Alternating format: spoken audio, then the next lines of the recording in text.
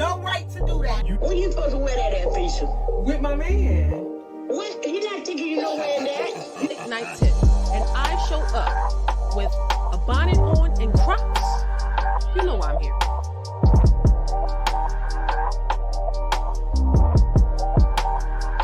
Black men have always been trying to work their way up. So they've never put us in a position to oppress us, right? We've always had to work together back in the day. Fred, I said we'll talk about that some other time. You don't tell me what I talk about. You don't tell me what I talk about in my own house.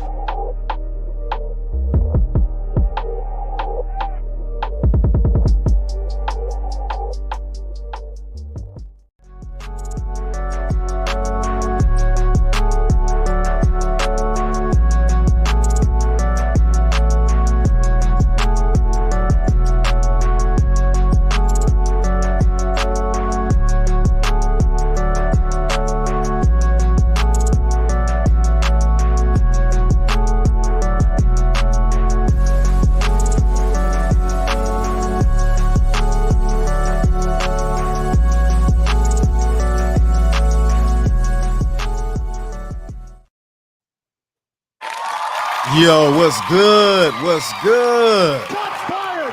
Shots fired! This your main correspondent, Alan Taylor, and I'm back in the broadcast room yet again, always with another one. And yes, indeed, it is another one. Shout out to everybody out there. I know I didn't go live last Monday, but I had some things to handle. But yes, shout out to everybody out there. You know, hopefully everybody's doing good. You know, mad love to everybody. Definitely give everybody a round of applause. Oh, my bad, wrong thing. No, seriously though, you know, this is the thing here, man. It's a lot of crazy stuff going on out here. Yes, of course, we got a few things going on in Dingbat time that I'm going to want to show you guys. And also, yes, man, it is getting real out here. You know, definitely with this election, got a few things on that.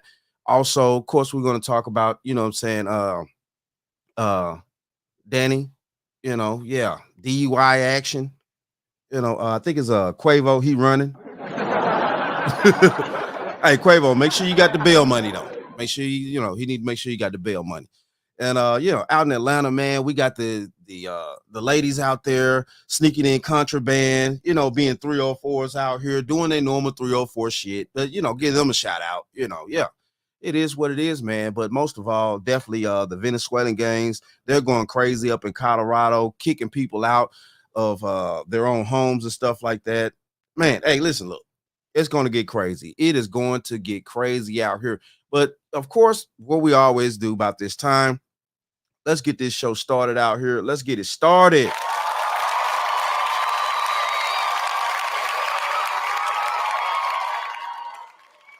Yes, let's get this show started. So we're going to go here now, and we're going to go to the, you know, the sexy ladies of the world.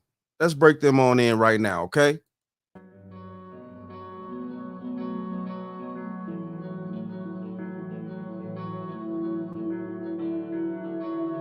Oh, yeah. Sister have 2 wives. You'll always have 2 pairs of hands. You'll always Okay. have 2 options. For food or Yes. All that. Yeah. I like it.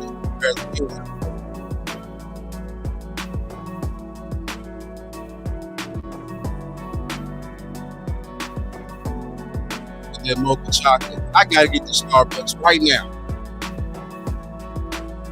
What them fellas that like them tall girls? What them tall girls? She's 6'8". What them tall? Yeah. Y'all like them tall girls out there? Look at Ling Ling right here. Hold on.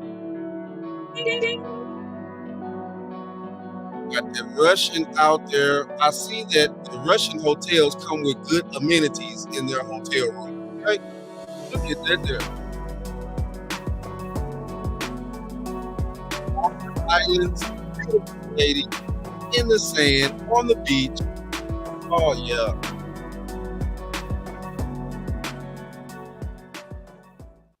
Oh, man, you can't beat it. Shout out to the beautiful ladies of the world. Yes. all those beautiful ladies of the world out there cannot be denied. They cannot be denied, man. Yeah, it's always good to know that there are beautiful ladies just walking the planet sometimes, It be that way sometimes.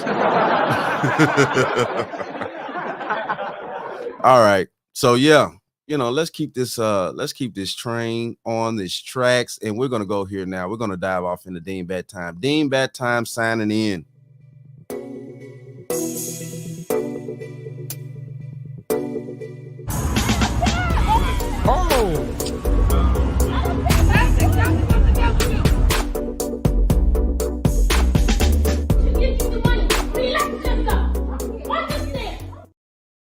Yes, please relax yourself out there. Relax yourself. Yes, Dean Bad Time is signing in. So, apparently, we're going to go here now. We're going to check this one out. Young lady talks about how men need to train their women, which is crazy to me. From, what women are always talking about out here. Let's go here now. Let's see what she has to say.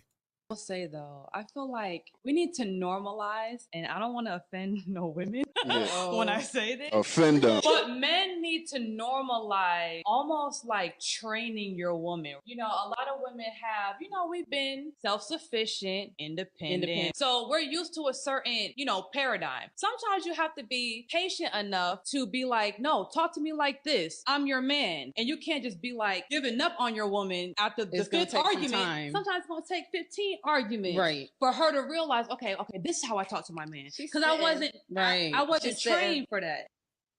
So she wasn't trained for that. Okay, we give them that.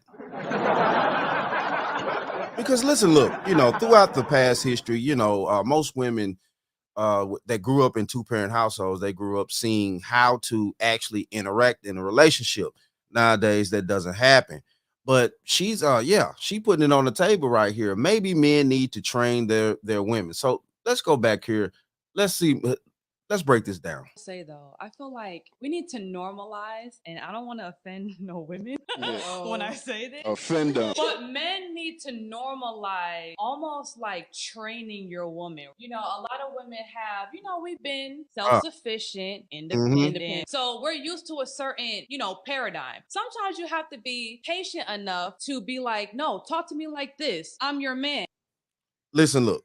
See, and that's where the training used to come in at home before you got the woman. That's what made her a wife in the first place. Okay. Listen, look, we're going to break this down because I come from a family dynamic, like this, a two-parent household. Well, really, have all three. You have your parents, grandparents, all that stuff. The thing of this is you supposed to get the training growing up in order to know how to talk to a man. That's how you talk to your father. Your father trains you how to talk to a man. You know what I'm saying? And the father also trains the son how to treat, his wife. So this is the training that you're supposed to get as a child, but due to the fact we don't have the proper home mindset growing up in today's society, a lot of women are coming out that don't have the training, and then they're expecting men to give them on-the-job training with relationships out here. And that's not going to work. Most modern day women, if they have this type of mindset that a man needs to actually, like she said, well, maybe you need to take the time, which is take the time and the discipline that it takes to, train your woman how to treat you as a man. Listen, look, you're supposed to already have that mindset before I get you, before we get married, before we get even engaged, while we're dating. I'm supposed to be able to see that you know how to talk to me, that you know how to actually interact with me, even when you are pissed off with me. Seriously. You're supposed to already have that instilled in you. So if it's not instilled in you, then you want me to give you on-the-job training, let alone I have to go out here, face the world every day. Then I have to come home and teach you how to interact with me and things like that. And what she say? Hold on.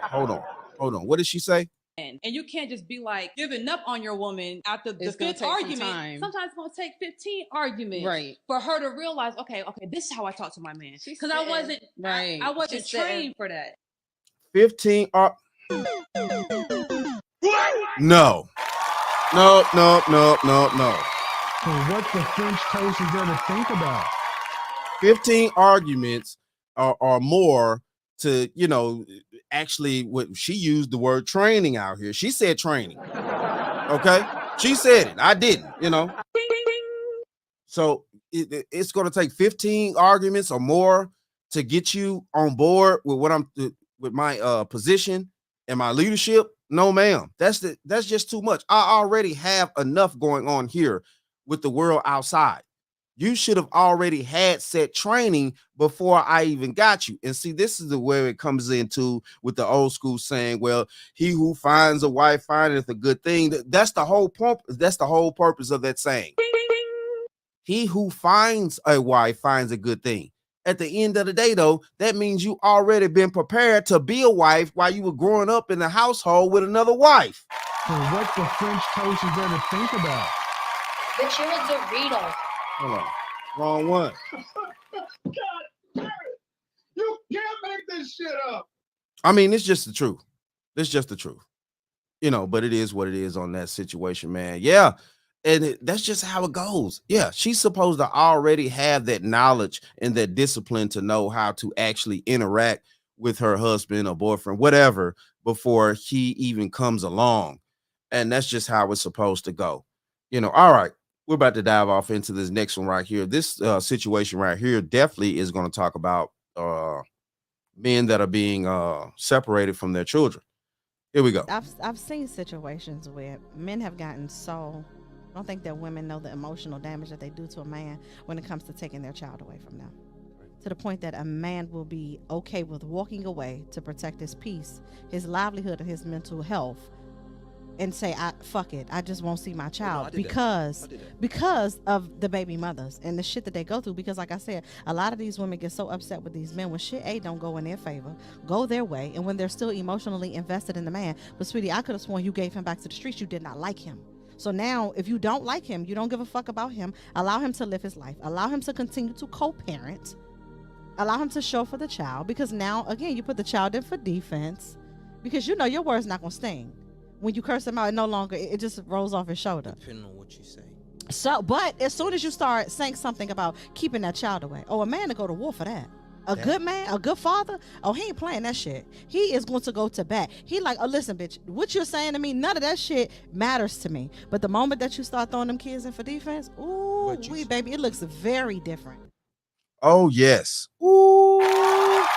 So what the French toast is there to think about? Now, that applies to the factor that the man actually cares about his offspring. Now, listen, look here. You will have some men that will totally abandon their offspring. And we're coming from a true primal thought process as a man. If the woman is giving too much pushback, too much negative energy, things like that, he will abandon the offspring. Now, that doesn't go for all men. Some men, of course, like she said, will fight for their offspring and things like that. But the problem is here, why should I have to fight for offspring? Why should I have to fight for my own children? Why can't you gather your emotional intelligence like like women always say, we're emotionally intelligent. Okay, if you're so emotionally intelligent, why can't you control your damn emotions here? I mean,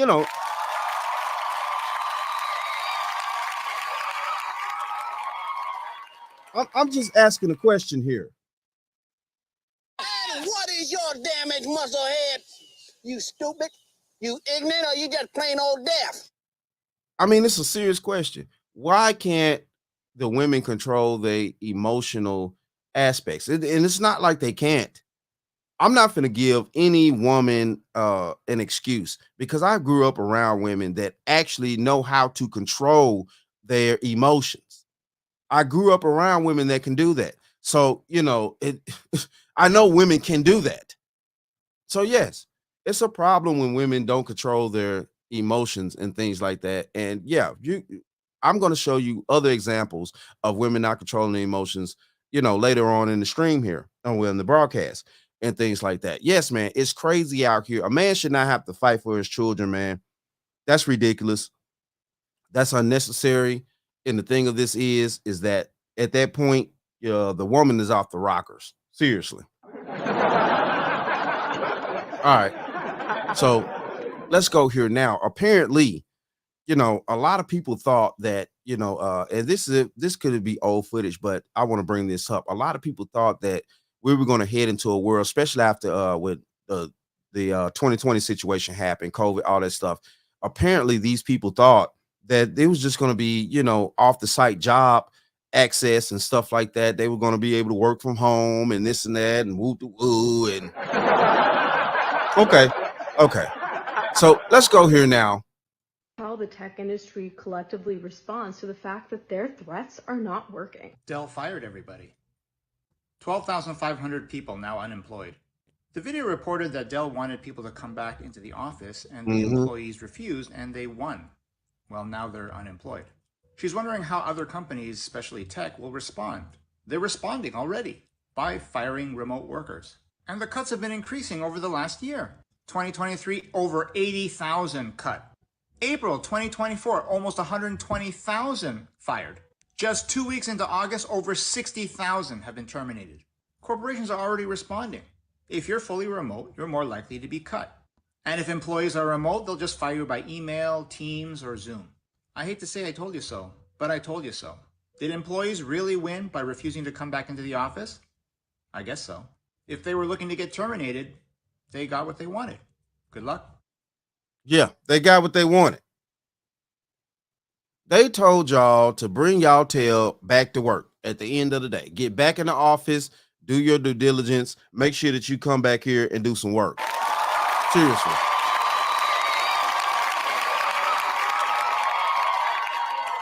These corporations are not going to play these games out here. They don't have time to lose money because you want to sit at home in your damn drawers all day.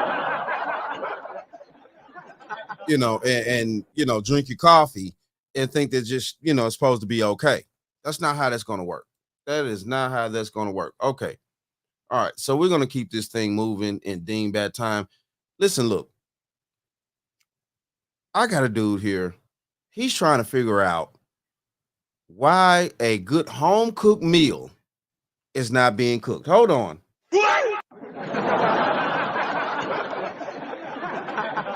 So let's see what he has to say.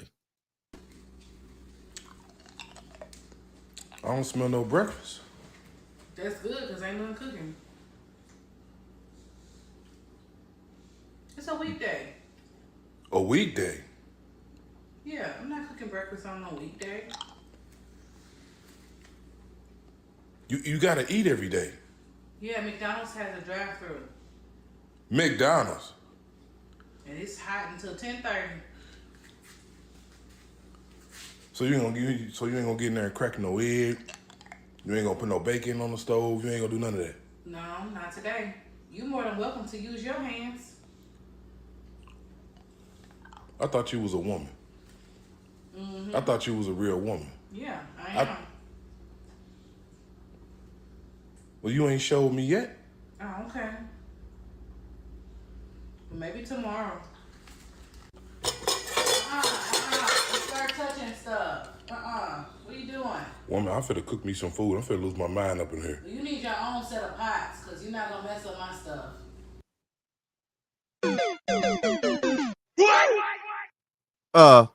Hold on. Hold on. You old fish-eyed fool. Excuse me, ma'am? Excuse me?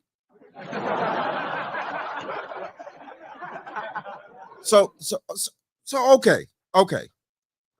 You don't want to cook breakfast because it's a weekday. Okay, I'll give you that. Okay, fine then. Fine. Okay. But then though, when he goes to cook his own food after you told him to cook his own food, okay? And he's using the pots and pans that he's paid for.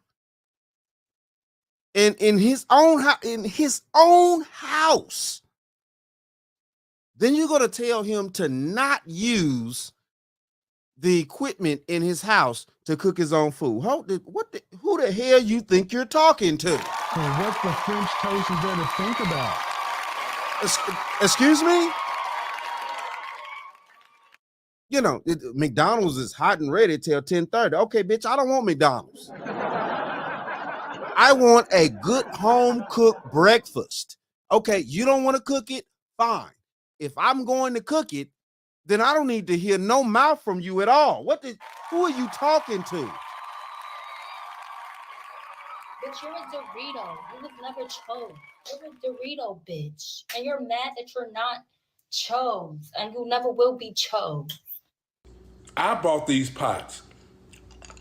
I'm the one that bought these. Yeah, that's nice. Right. You're not gonna mess them up. Find something else to mess up.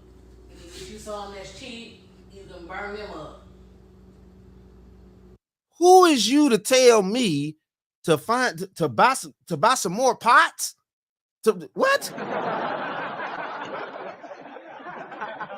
Oh, excuse me. Hold on, ma'am.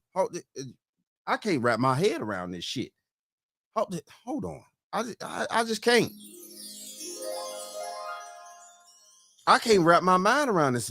Did she just tell me to go buy some other pots to cook with when I already bought pots and pans to cook with? Like, excuse me? Excuse me. You know I'm gonna leave you. That's fine. Just don't touch the pots. Do what you need to do. If you ain't no good to me, you ain't. Not this evening. If you ain't no good to me, you ain't gonna be no good to nobody. She don't give a damn. Back by this evening.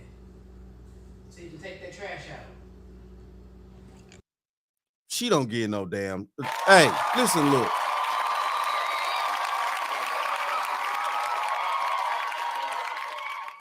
She don't care at all. You know what I'm saying? And that's when you as a man need to actually what the old school used to call it, clean house.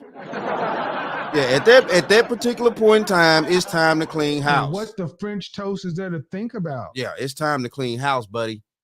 You know what I'm saying? She said, don't use the pot and pans that you bought to cook your own breakfast. But then at first she told him to either go get some breakfast or cook his own shit.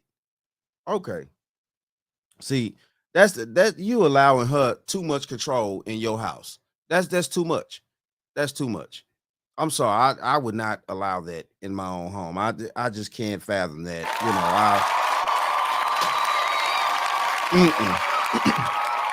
Oh no. Oh no. I can't even understand that type of thought process right there. You know what I'm saying? That makes no logical sense out here. You know, that you're gonna tell me to go to McDonald's. Okay, well, well, all right. You may not feel like cooking that day. Okay. But then when I go to cook something in my own home, then you're gonna tell me I can't use the pots and pans that I paid for in my own home. Oh no, ma'am. Where's my taser? So what the French toast is there to think about? Where the hell is my damn taser at out here? It's about to get real. Over my bacon and eggs and shit. Don't fucking play with me. All right. So we about to dive off into this next one in Dean Bad Time. And yeah, we got this situation here. Apparently you can't trust lawyers. And here's why lawyers are not getting married. You know, shout out to the lead, you know what I'm saying? Because he's not married. And I guarantee you he knows why. Here we go. How many women would you want to marry? None. My lord, I wonder. No, marriage is something different from being with someone. Yes, but how many women would you like to marry? No marriage. I'm a lawyer, so I know what it comes with. I don't think I will want to really marry. Are you a lawyer also? Yeah, I'm a lawyer. What is it with lawyers and not wanting to marry? Guys, yeah? The repercussions of marriage. Yeah, if things go south. And they have to go south eventually. Things have to go south. There is no until death do us apart. You rather have an ex than a divorce. So that means girls should be careful of lawyers that are single and searching. Very careful. Never trust a lawyer, by the way. Yo. What'd he say? What'd he say? Never trust a lawyer, by the way. Never trust a lawyer, by the way.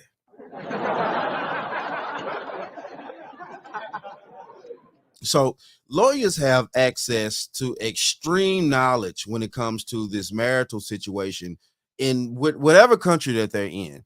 Now they're speaking dialect that we can actually contribute to maybe African dialect that converts to speaking English. That's kind of, you know, how the African brothers talk when they learn English very fluently. So but they still have that native tongue to, you know, give off that aspect like that. And that's how it goes. But the thing of this is yes, like he said, you know, the lawyers know. He's worked in divorce cases and things like that. He's not willing to give up any assets. He's seen how it goes down when shit hits the fan.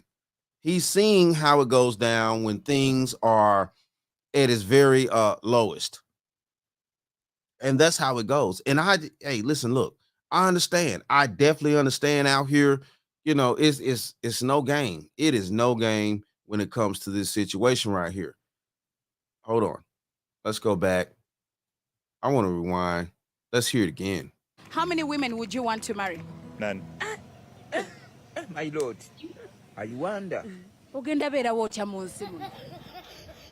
No, marriage is something different from being with someone. Yes, but how many women would you like to marry? No marriage.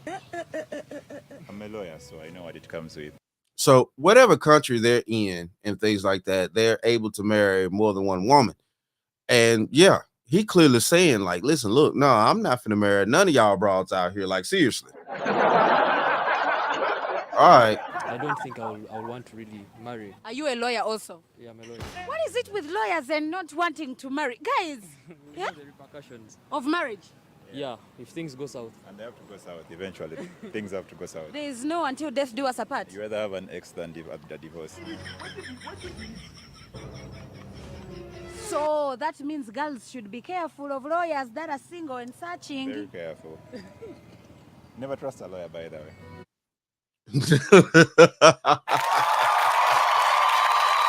Never trust a lawyer, by the way.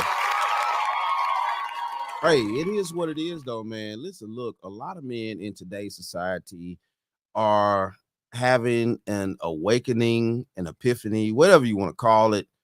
And it's I don't care what country you're in, it's gonna be a hard situation out here.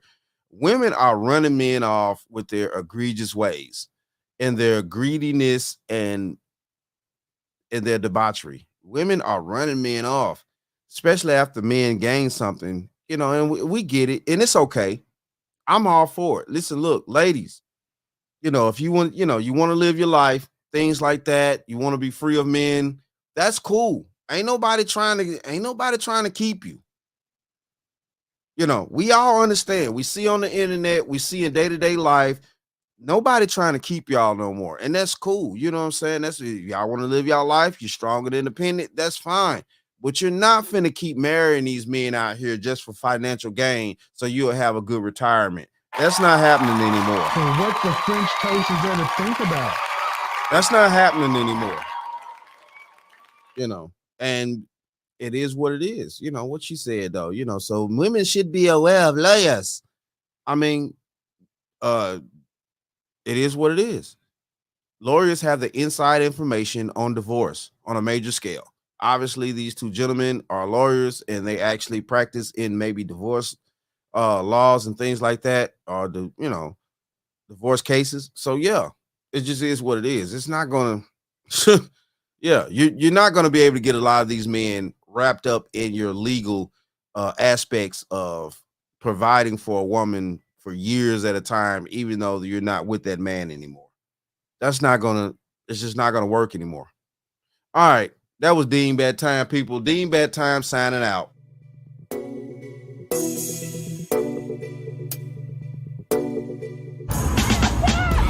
Oh!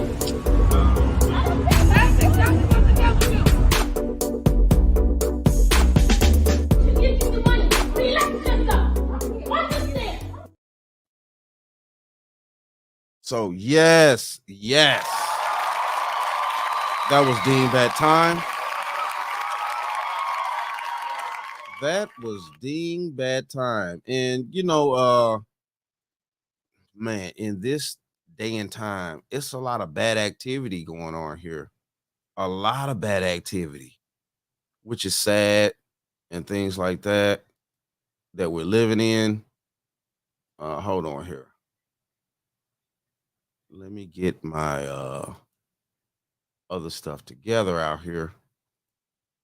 Hopefully y'all enjoying the show so far. Hit that like, share, subscribe button, comment. Definitely hit that like button for me. I really would appreciate it. Okay, so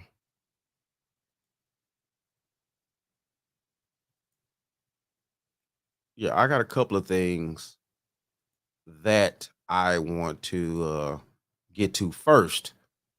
Let me see. Yeah, I gotta get stuff lined up here.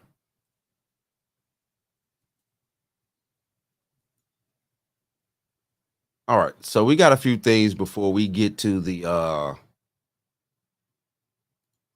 Venezuelan situation, and then after that, we're gonna go to Dani Leih situation and get that in line and stuff like that. Damn, I'm gonna do all right. I'll fix that later. Okay. So yeah, hold on here. Y'all bear with me.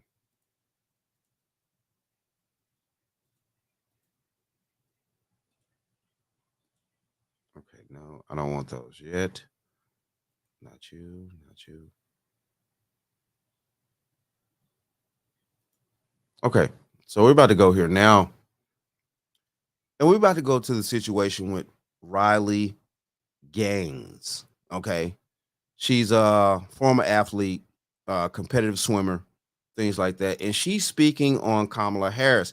And definitely we have noticed out here in recently, it's a lot of women that are coming out speaking against Kamala Harris. I don't know how your algorithm works on your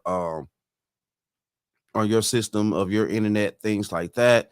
But if you are seeing the same information that I'm seeing, black, white, there's plenty of women that are coming out speaking about Kamala Harris, and they're just not in tune with her. So we're going to go here now. Quarters, nickels, and dimes, people. You have one ticket that knows what a woman is and has vowed to take decisive action in protecting our sex-based rights, compared to the other ticket that thinks men can become pregnant and that tampons belong in boys' bathrooms. I see on social media people saying they're voting for Kamala Harris because she's a woman. Well, guess what? I am voting for Donald J. Trump because I am a woman. Riley Gaines issuing a warning to voters who say they are supporting Kamala Harris just because she's a female candidate, claiming the Democratic Party is anything but pro-woman.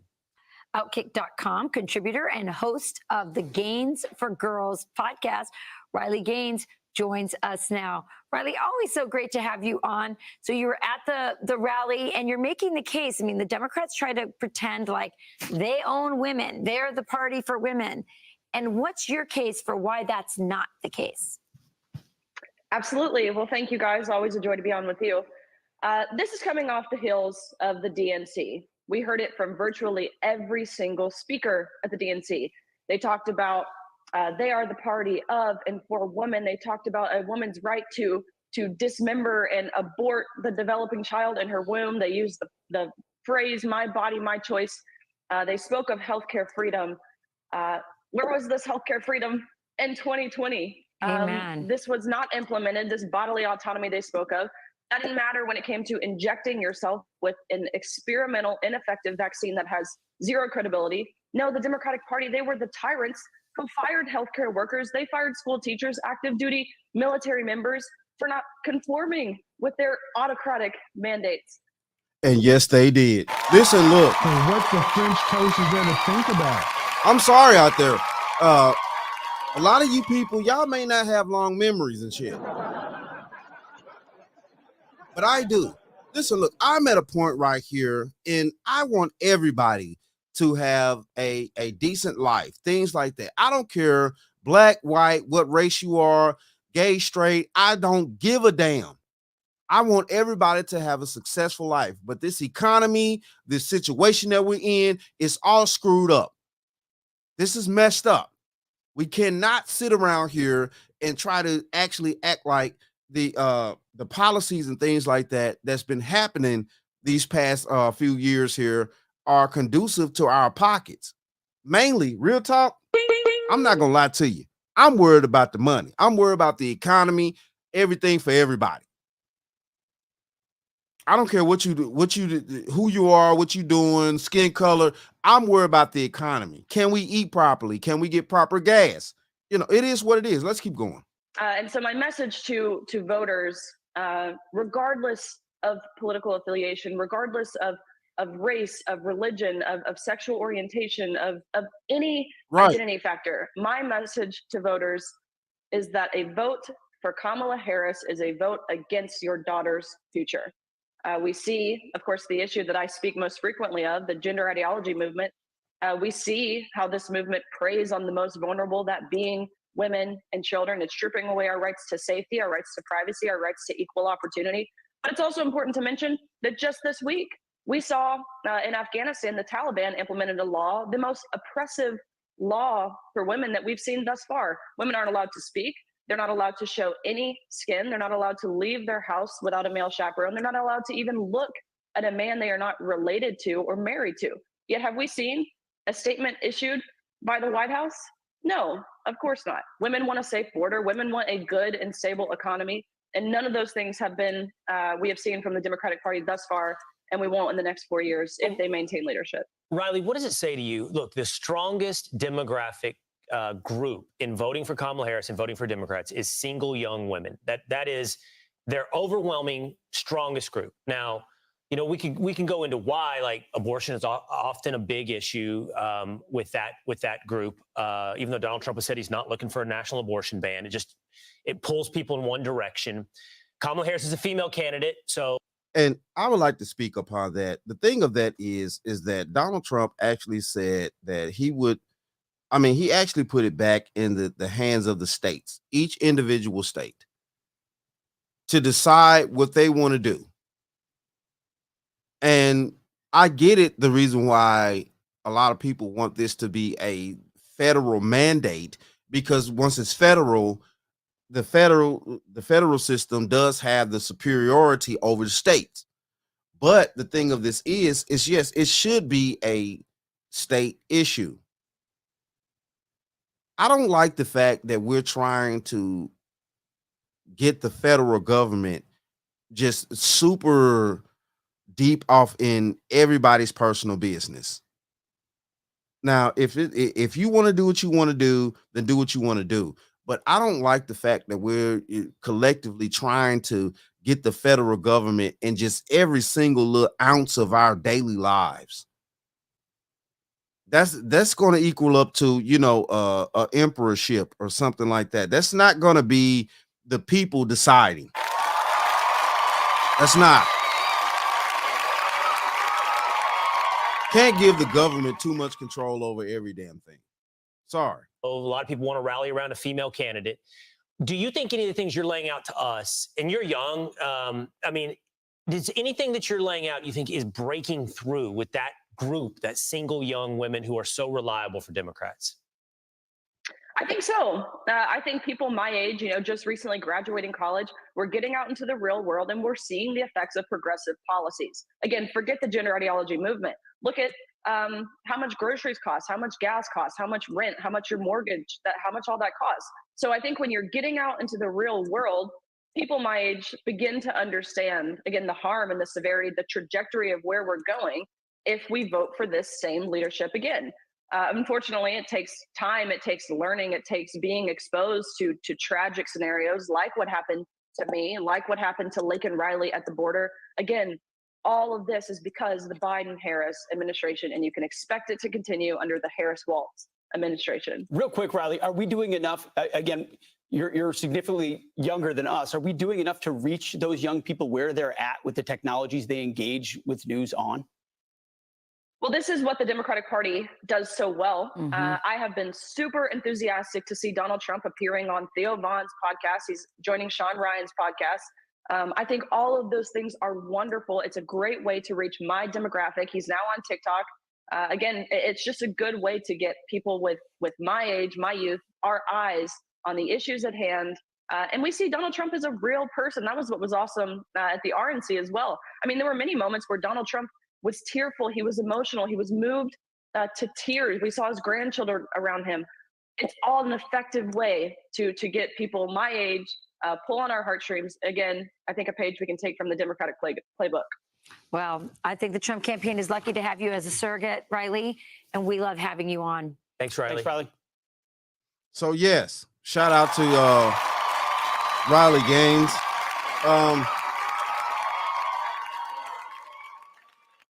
Of course, in society, we're all being played out here. And the thing of this is especially, I'm gonna speak for myself as a black man. I've seen the Democratic Party for decades now, and I know the history of it, where it come from, things like that. You know, what was I can't think of that president's name. Well, we're gonna have these N-words voting for us for 200 years. Yeah. That was sad. And the thing of this is over this day and time, especially recently, we haven't had any tangible things that the Democratic Party has given for black people, black Americans. The thing of this is, if you just watch and pay attention, listen, look, it just is what it is. It is what it is. Sorry, but it's the truth. And it's time out for everybody to, especially for the Democratic Party, to just assume that all black people are just going to vote for them, because that's what's been happening. They just assume that it's going to happen because that's what's been happening. And yeah, they didn't, well, I'm not going to say that they didn't actually plan for black people to wake up. Hold on. Because one of my theories is due to the fact that they've allowed so many of those people to run across the border so hard, and they're trying so hard in these cities and things like that to give these people money, all that type of stuff that came across the border illegally. They're trying to give them certain voting rights, stuff like that. We're going to talk about that pretty soon. The reason why they're trying so hard to do that is because they knew at this precipice right here, at this point, real talk, that black people, we're going to wake up. That we're going to wake up. It's been too long. It's been too long of us just giving over our vote, just giving them, automatically our vote. We just wake up and we just go to the polls and we're just going to automatically vote Democrat. That's what's been going on with us. And it's just the truth. And it's time to actually stop and wake up and actually see that we're not getting the benefits. We're not getting any tangible things from the party, stuff like that. We need to actually figure out, we need to actually make sure that we're actually gaining something. And that's just the truth out here. That's just the truth. Listen, look, shout out to Riley. We're about to go here next. Let's see here. Hold on. Okay. So we're about to go here next. And I want to talk about this situation here because it seems to be that California has a program. And what this program is going to allow is, illegal migrants to become homeowners. Hold on.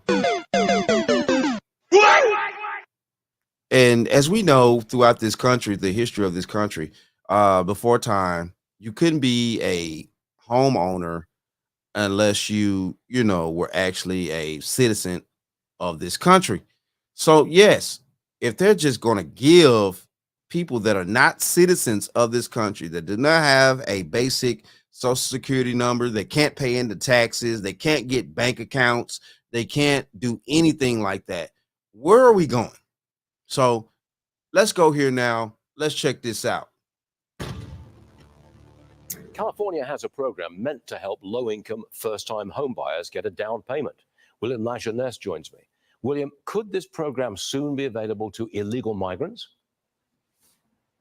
Well, Stuart, that is what Democrats are trying to ram through Sacramento right now. It's basically a program that subsidizes qualified illegal immigrants to up to $100,000 each to buy a home. So the program is called the California Dream for All program. It's created to help middle and income home buyers. Now, initially, the program required residents to be here legally, either a U.S. citizen or a legal permanent resident. But last week, Assembly Democrats overrode Republican opposition, changing that eligibility to say this: an applicant who meets the requirements for a loan under the Home Purchase Assistance Program shall not be disqualified by the agency based solely on the applicant's immigration status. The social and economic benefits of homeownership should be accessible to everyone, regardless of immigration status.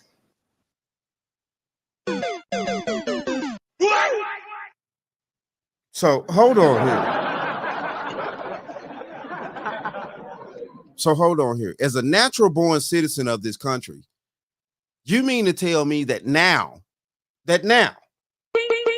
we're going to start reversing things? Okay, we're going to reverse things in that we could just allow people to come over here without the proper documentation, without the proper information and things like that. And y'all just going to give them money to buy homes. But people over here that are actually paying into the tax system are, you don't want to give them loans. You don't want to give them good credit.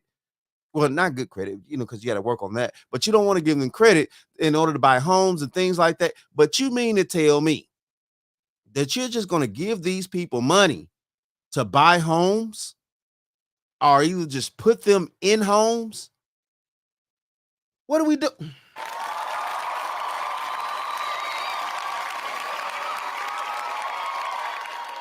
You old fish-eyed fool. What are we doing? What are we doing?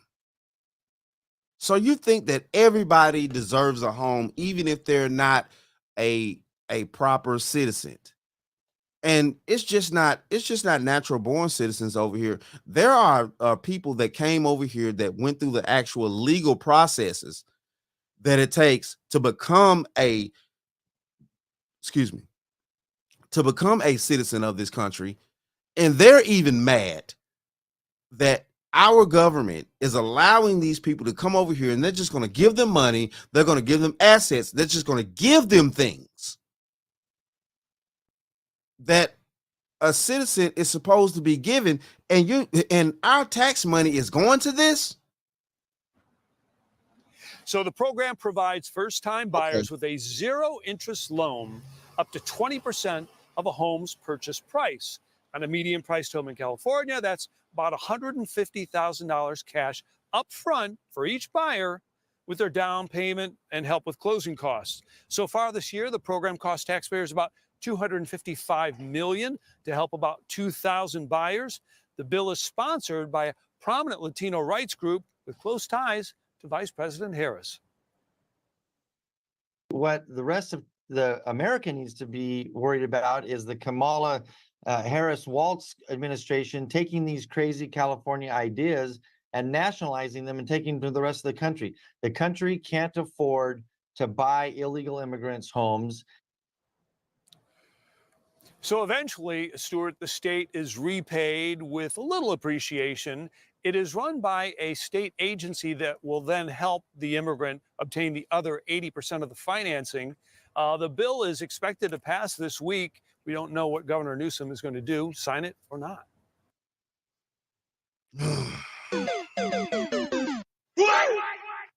Yeah, I guarantee he gonna sign it. He gonna sign it. Let's just keep this real. We understand the mindset. He's going to sign it. And it it's sad. It's like, dude, what are you doing out there? Why are you purposely, why is Gavin Newsom purposely trying to drive the economy of California into the damn ground? What is the kickback on the back end? Allegedly. Allegedly. This makes no sense. This makes no sense. Why would he want to do something like that to his own constituents and things like that? And why aren't these people actually speaking up in California about this situation? I'm talking about en masse.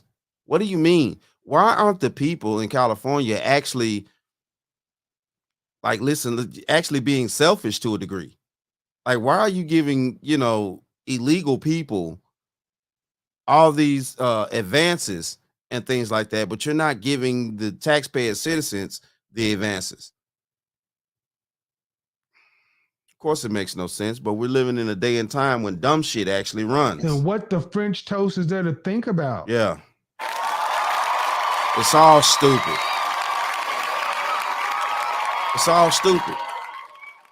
This makes no sense. It's no way in hell that California should be doing something like that. It's no way. No way. All right. I want to go here now. And let's see. We're going to check out the situation out in Atlanta. And then also, I got a little something. Hold on. Where you at? Where you at? Before we get to Atlanta, I want to go here first. I want to ask this question here.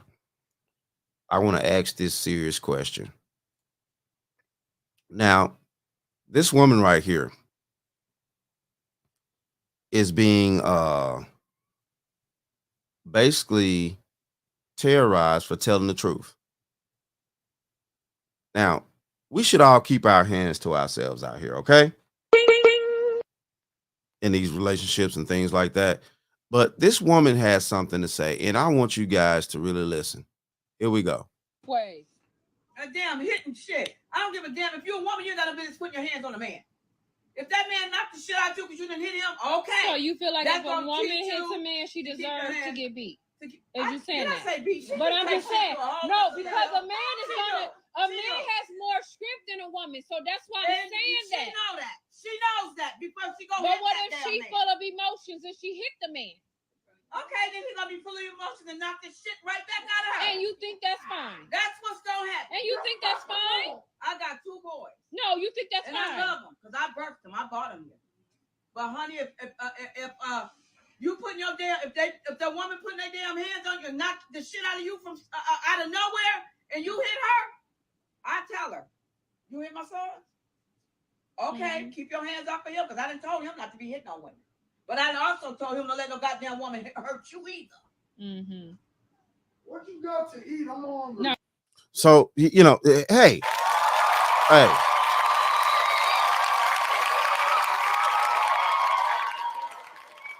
Like this or not, this is the truth. Now, I definitely believe everybody need to keep their hands to themselves.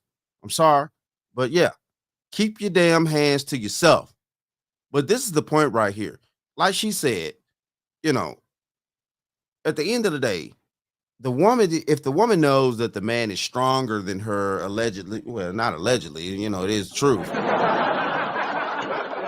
If she knows that the man is stronger than her, why are you going to try to compete with an adversary that you know instantly can defeat you? So that comes into play right here.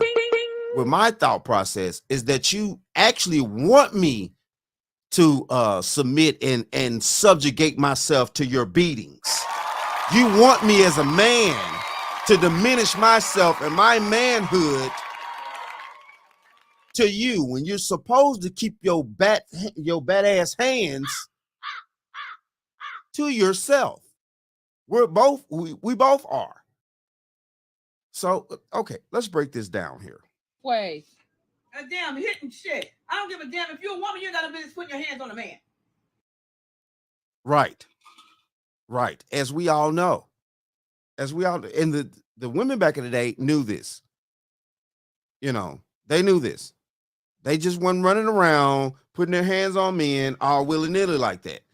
Now how women are doing today. Okay? If that man knocked the shit out of you because you didn't hit him, okay. So you feel like That's if a gonna woman teach hits you a man, she to keep your deserves to hands- get beat? Now, here we go with the dumb shit out here. Here we go with the dumb shit. Hold on. You old fish-eyed fool. Now it's all this. Well, if a woman put her hands on a man, she deserves to get beat. Sweetheart, listen, look. Keep your hands off of him, and he's going to keep his hands off you. Now, I'm not for violence, but the thing of this is, I am for self-defense.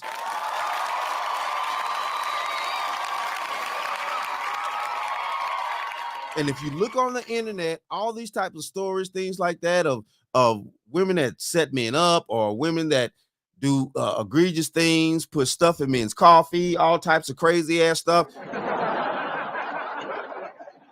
See, the problem is with this mindset right here, a lot of these new age women are still in this delusional mindset, thinking that the majority of men, and there still are some, that think that women are still sunshines and roses. No, we know that at point in times, a woman can be the most dangerous person on the damn planet, even more dangerous than a man. So what the French toast is there to think about? We know this.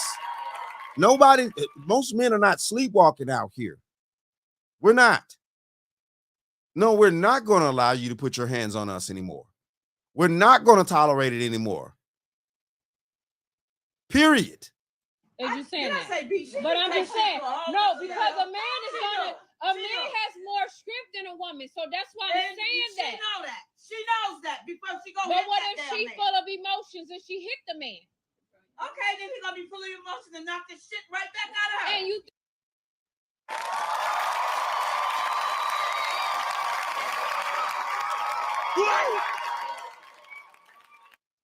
I mean, listen, look.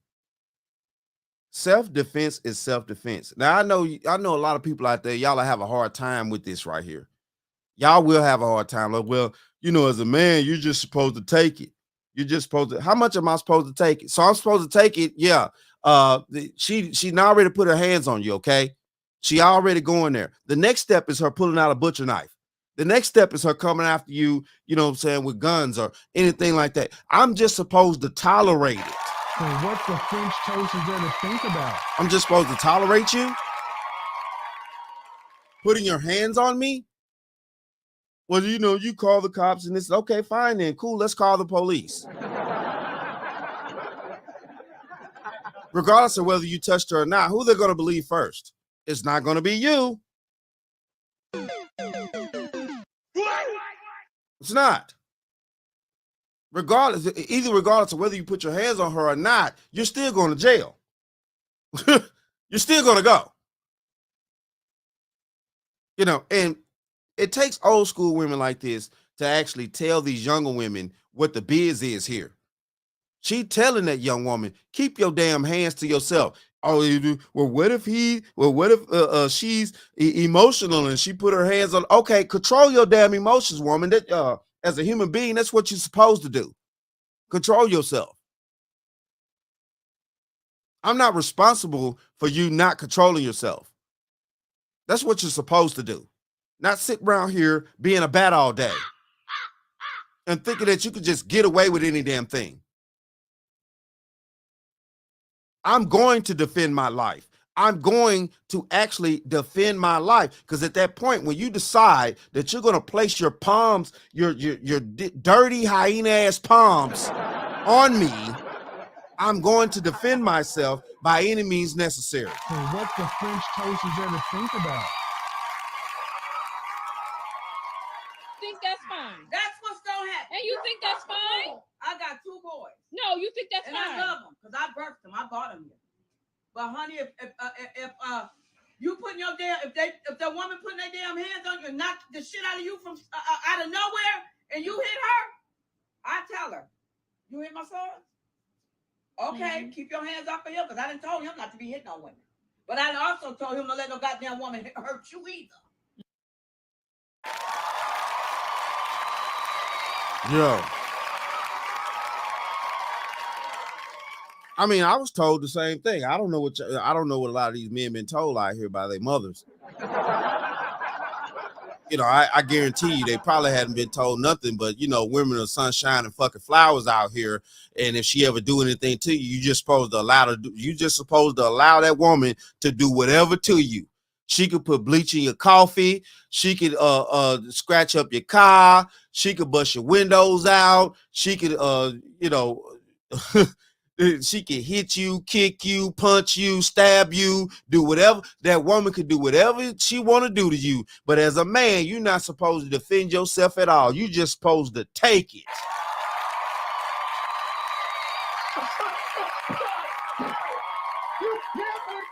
Oh yeah, oh yes, I ma'am. I's gonna take hers beating. I's will take hers beating. Yes, ma'am. I's will take hers beating. Yes, mama. Single mother household right here. Single mother household right here. Here we go. Scenario. I's will take her beating, mama. Mama, I's will take her beating. Like I's will take yours. Yes, mama. I's will take your beating. Yes, I know you's diminishing me as a man, but when I get older, you expect me to be a man and help pay bills and do all this. But I's will take yours beating. I's will take it. Yes, ma'am. I ain't done nothing to her. She just woke up today and she wanted to hit me. I's done nothing. Man, come on, man. Come on. Man, please. And I don't want to hear nothing from all them dudes out there, you know what I'm saying, the simp ass cat sitting around here. Well, yeah, you a man. You supposed to use it. You supposed to. You supposed to. I ain't supposed to do nothing but stay black and die. That's all God did. That's all God told me I had to do. I ain't got to tolerate nothing off you bats out here. And what the French toast is there to think about? Who told you that? What James Earl Jones said in Coming to America, the first Coming to America, when he was talking to baby girl, when baby girl's sister came out the room and was like, you know, Hakeem's not the prince. What's his name is? James Earl turned around. Who told you that?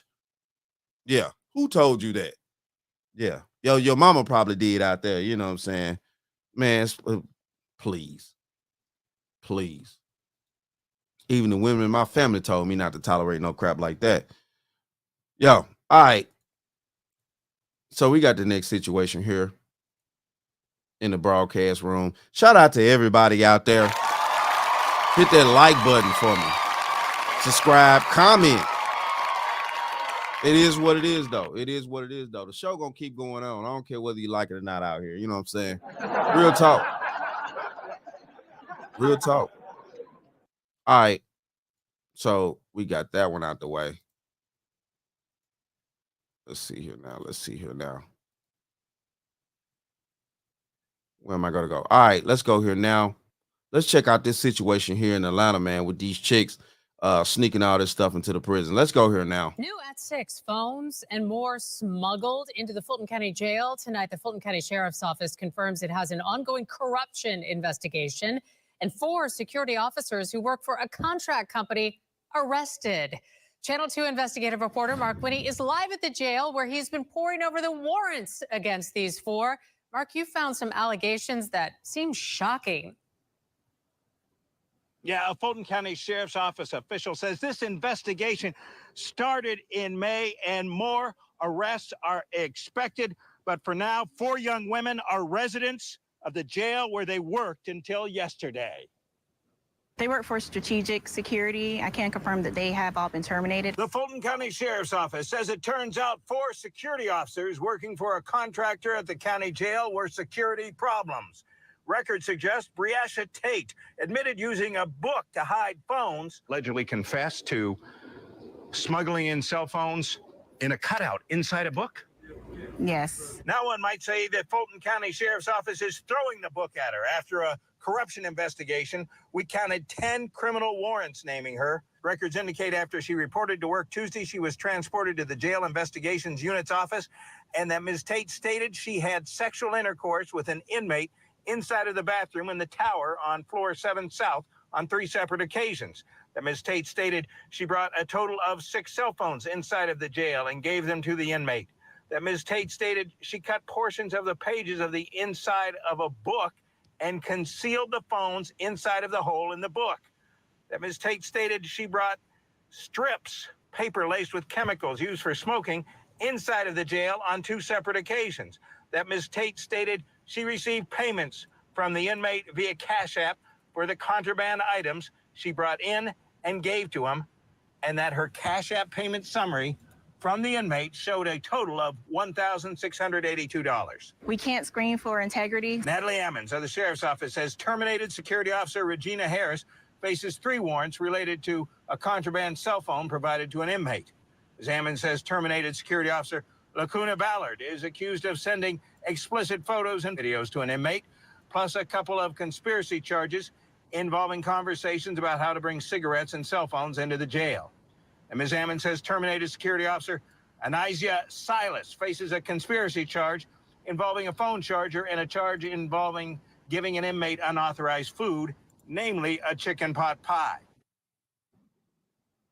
Now, Ms. Ammons says all 4 suspects were given bond, but as of late this afternoon had not made bond yet. We tried without success to find lawyers. Man, cut the crap. Cut the crap out here. Hold on. I want to get back to the scene. You know what I'm saying? That's crazy, though. That's crazy. Hold on. Let's see. Now, this is ridiculous here. How are these individuals, how these people actually got cell phones inside the prison? How do the prisoners have access to this type of technology? Obviously, they're not doing sweeps or anything like that. Obviously, the whole system is corrupted. Obviously, it makes no sense. When you get locked up, you're not supposed to have access to free world situations, cell phones, outside food, stuff like that. You're not supposed to have access to that. I thought being locked up was a damn punishment out here. That's what I thought. Maybe I'm wrong and shit. Who knows? Today's time is crazy out here. But I thought that you were not supposed to be allowed to have free world things, cell phones, certain types of food, stuff like that, because you're on punishment for the crime that you did.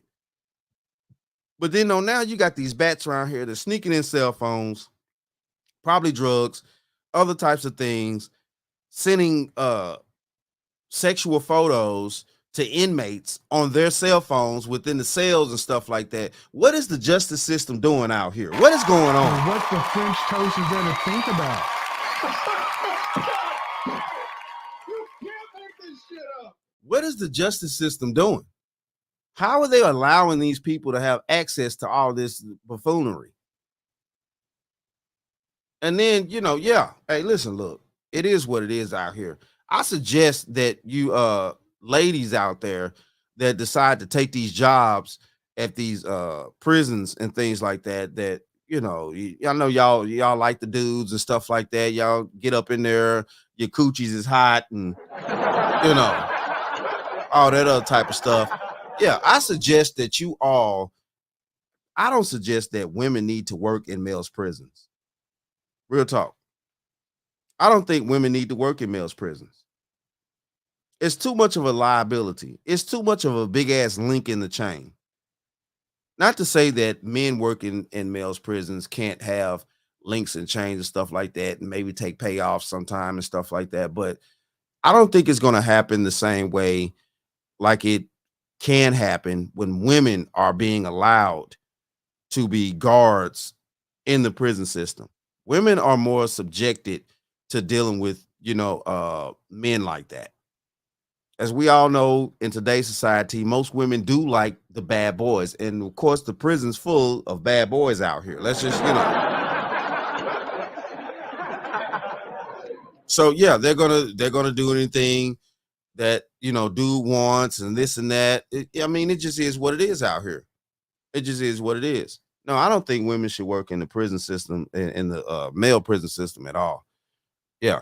Y'all need to kick them up out of there. Seriously. 100%. All right.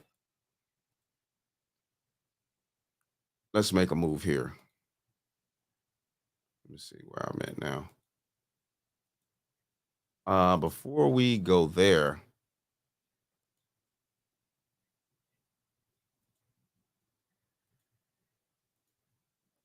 all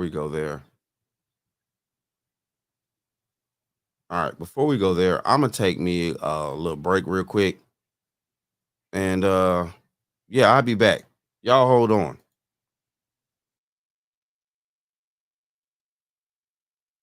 Tell me, JR, which slut are you going to stay with tonight? What difference does it make? Whoever it is, it's got to be more interesting than the slut I'm looking at right now.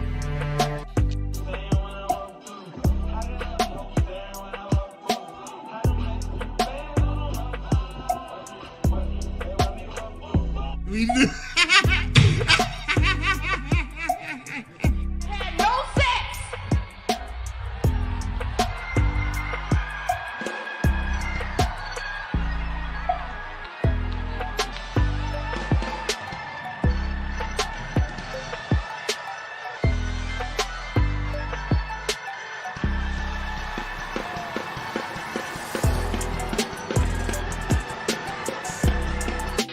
Had no sex. I'm with the SHRC. That's Save a Horse, Ride a Cowboy. You know what I'm saying? So what do you want? We're going to get your name and your Instagram. We're going to get you on the Cowboy as soon as possible, you know? You're going to get us on a cowboy? Yeah. This a date? Is it? Yeah. And I'm the Cowboy. Are you a cowboy? Of course. Howdy. Okay. You are handsome. Thank you. I appreciate y'all. Are very pretty yourselves, too. You know what I'm saying? All the people that do it. Oh, I'm sorry. What name would it be? Sleep season. Sleep season? Sleep season, yeah, that's sleep season. So y'all trying to put us, so y'all Put you trying down to real rope us, nice. rope us like them cows, them baby cows and calves. Oh, you into that bondage, huh? You kind of strong.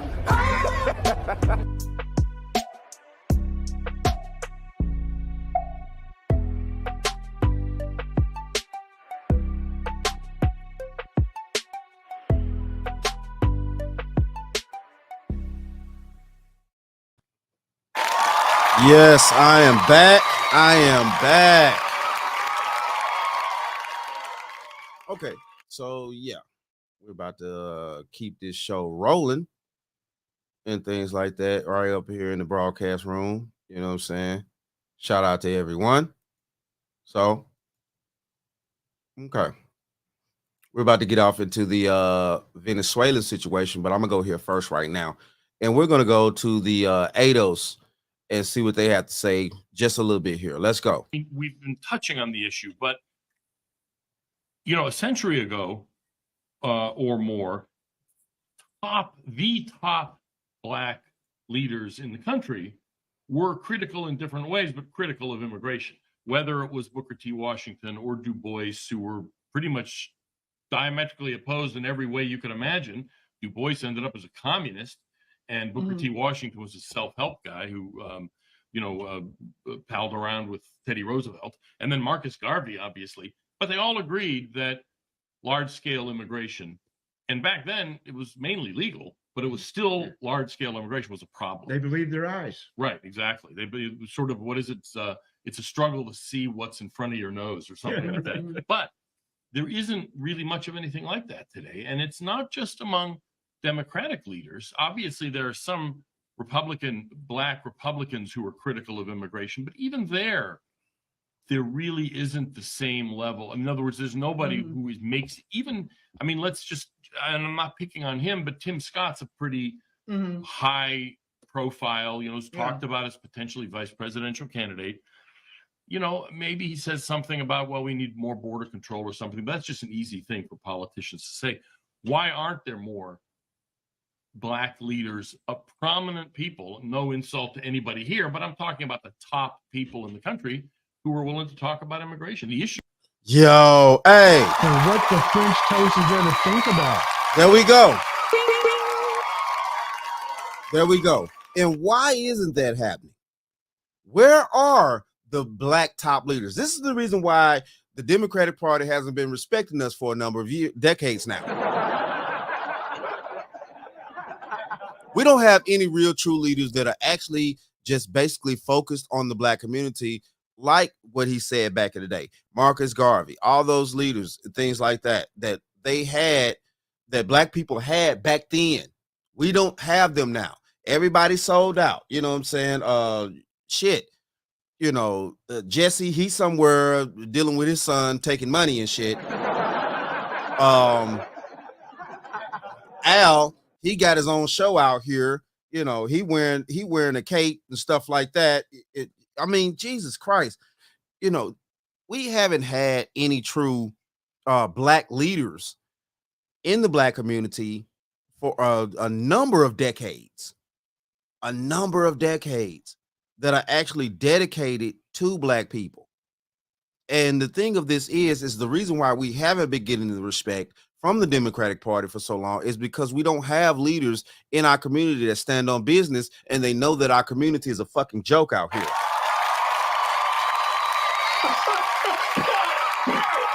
You can't make this shit up. Can't make that shit up. They know that we're a joke. They see us. They know that we automatically going to give them the vote. We've been doing it for the past, 50 years plus, automatically.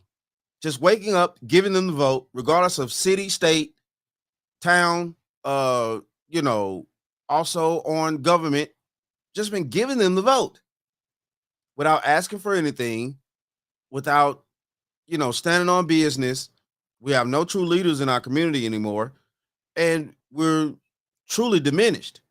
I'm sorry, but every community has a leader, has leaders within their community. I'm gonna put an S on that. Has leaders, regardless of what you're talking about. The Italians, the Jews, the Russians, the Chinese, the everybody does. It's crazy out here. Issue is just sitting there on the ground waiting for somebody to pick it up. Well, the establishment. Can I answer? No, let's go ahead, Donna, and then you. I'll say this. And then I'm sorry, before they get started, our problem is that the reason why the black community is not respected, and I'm gonna say it, as you can clearly see, there's no black men up there talking. Where are the black male leaders?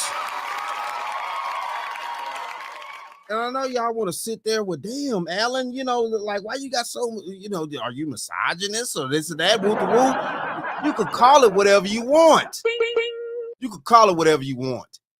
But on the world stage, when most of the men are still leading these countries, these nations, being the lead in politicians and stuff like that, being the lead at their own cultures and stuff like that, where are our male leaders in the black American community? Non-existent. And then we're wondering why things are not getting done. We're wondering why things are not changing. Unfortunately, most of the black political leaders that have a platform are actually politicians. Now, I'm from a nonprofit. We don't endorse anyone, but I think that, they go along with whatever the prevailing issue that will keep them in their positions. Right. They're not they don't have boots on the ground in the communities hearing like we do. Not only not boots on the ground, the thing of it is as well, is that we have an overwhelming amount of black men that are technically Democrats out here versus Republicans. It's not even a balance. I want to see a balance.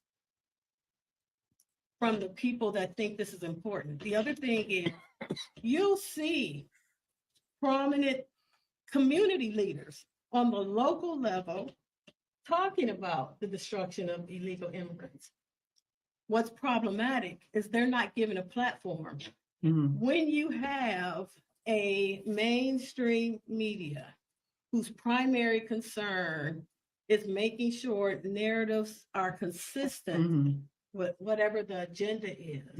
They're not going to give you that platform. In fact, if you notice, and I don't endorse any candidate one way or the other, if you notice Eric Adams, all of a sudden he's under investigation.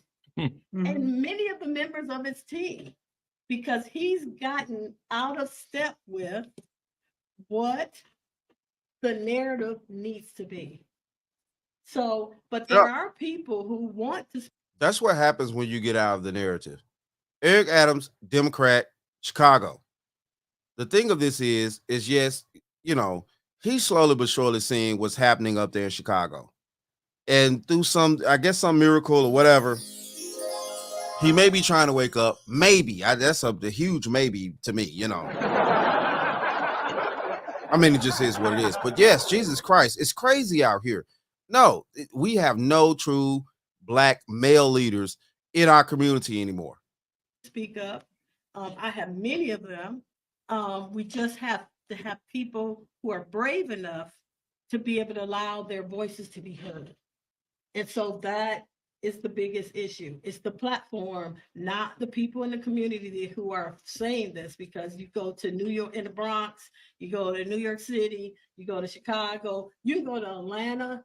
I can tell you, you can go to Detroit, and those people are saying the same thing. We want jobs. We can't get those jobs because we have meat packing plants that will only hire. Yeah. Hey. That was the end of that. Yeah, that was the end of that. But yes, man, shit. And these are the issues that we're having within the Black community. And man, Jesus Christ, I really would think that Black people are getting tired of having these discussions and having these rude awakenings, you know, with what's going on here, man. I mean, because it's sad. It is definitely sad that things like this are continuing to go on. Hold on here. Let me knock a few things off and get some stuff out the way. But yeah, though, we as Black men, we do not have the necessary tools that we need to make sure that the Black community grows. We're stuck in limbo here, and it's a damn shame. I mean, it is a damn shame that we are in the predicament that we're in. All right, so we're about to go here now, and we're about to dive off into this Venezuelan gang situation that's going down in Colorado, man. I mean, it's very tragic up there. It's very tragic.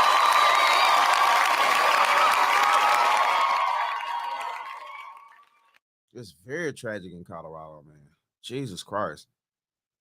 It's it's ridiculous.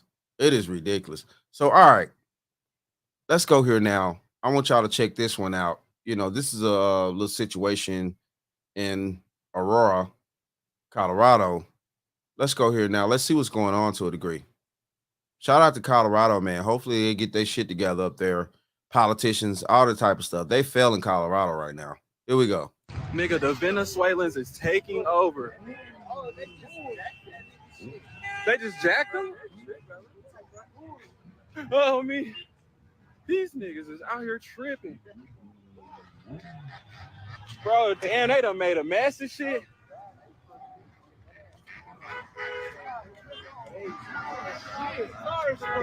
Nigga, y'all are on bullshit out here.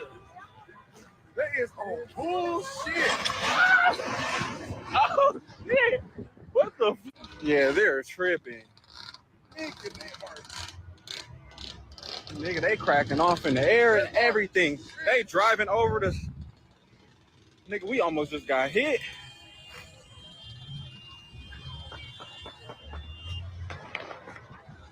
Bro, these niggas is on bullshit.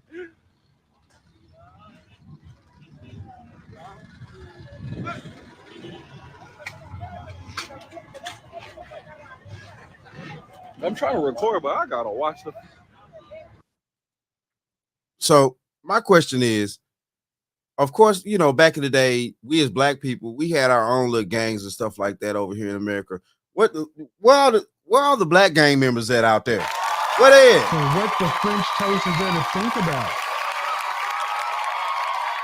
Hey, hold on. Yeah, real talk. Hey, Pookie and Ray Ray, where y'all at? Where y'all at with your flags and this and that and throwing up your gang signs and you know this and that? Now I'm not trying to incite any violence. No, I'm not.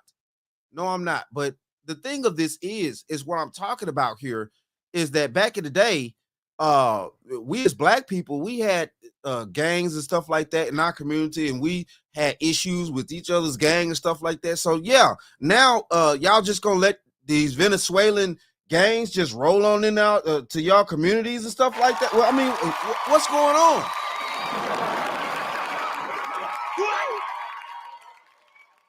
What's going on? I'm asking a serious question here. I thought y'all black men were so tough and this and that. What's happening here? What's happening? I'm really trying to figure this out. Like I say, I'm not trying to incite any violence. No. I want peace for everybody. But where's the street defense like it used to be to protect communities on the street level? Because we all know this used to go down. We grew up in the same country. At least I have a long memory. You know, you had the Crips and the Bloods and the Gangster Disciples and all that type of stuff back in the day. These were all black gangs and stuff like that back in the day. I mean, where y'all at up there, Colorado? Where y'all at out here? So you just let the Venezuelans come on in and they're just taking over and doing whatever they want to do. I guess. I mean, you know, I'm asking what happened? What happened? You know, man, this is crazy. What happened? Man, all right. So peep this out right here. You know, we got this dude right here. He's also, you know what I'm saying, a migrant, things like that. They're actually they're dressing up like, you know, blue collar workers, and they're invading homes out there. You have these migrants dressing up like blue collar workers, and they're invading homes.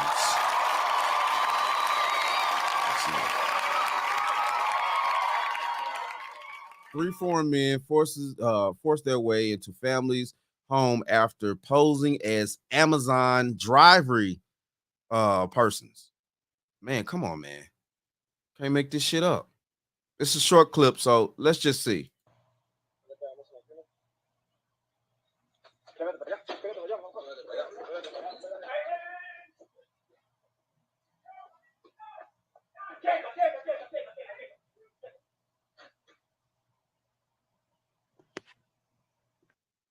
What is this?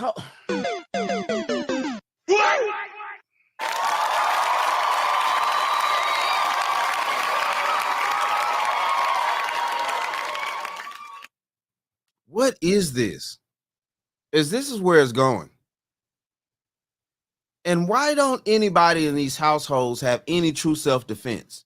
Oh, I forgot. Hold on. You new age Americans, you know, y'all so busy trying to get rid of the Second Amendment rights, but we're steady allowing these individuals over here that don't care about carrying guns or invading and this and that. Y'all don't have no true protection out here. Ancestors, whatever you want to call them, they put these things in the Constitution because they actually foresaw what the hell was going to go down in the future. You people crazy out here.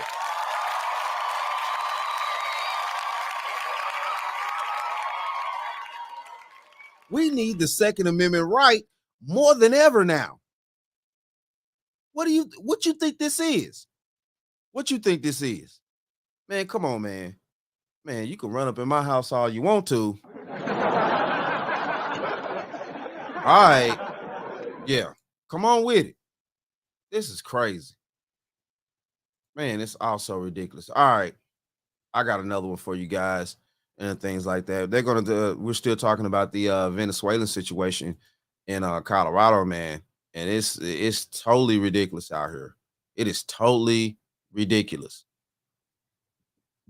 All right, let's go here now. Hold on.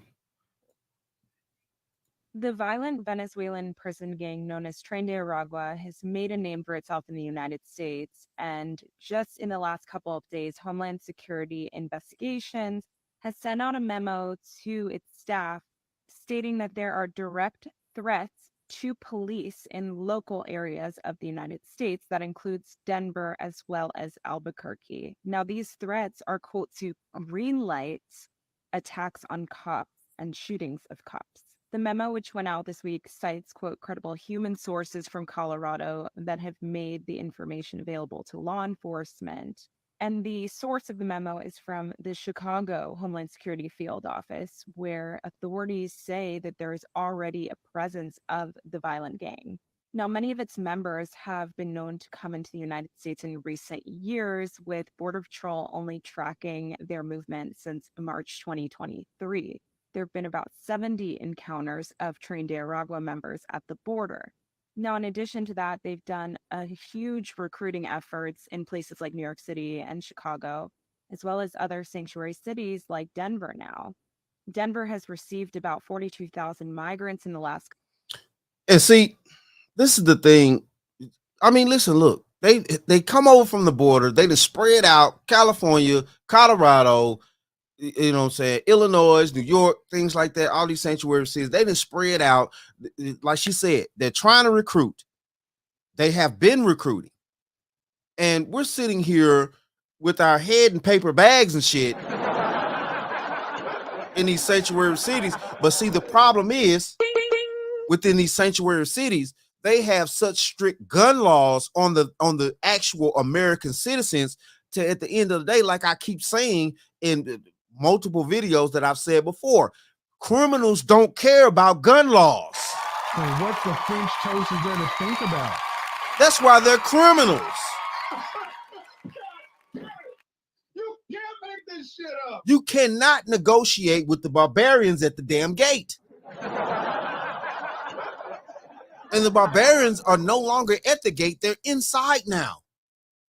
And y'all want to keep the, you know, and of course I keep hearing all the time too in certain segments, stuff like that, that we need stricter gun laws and stuff. Stricter gun laws on who?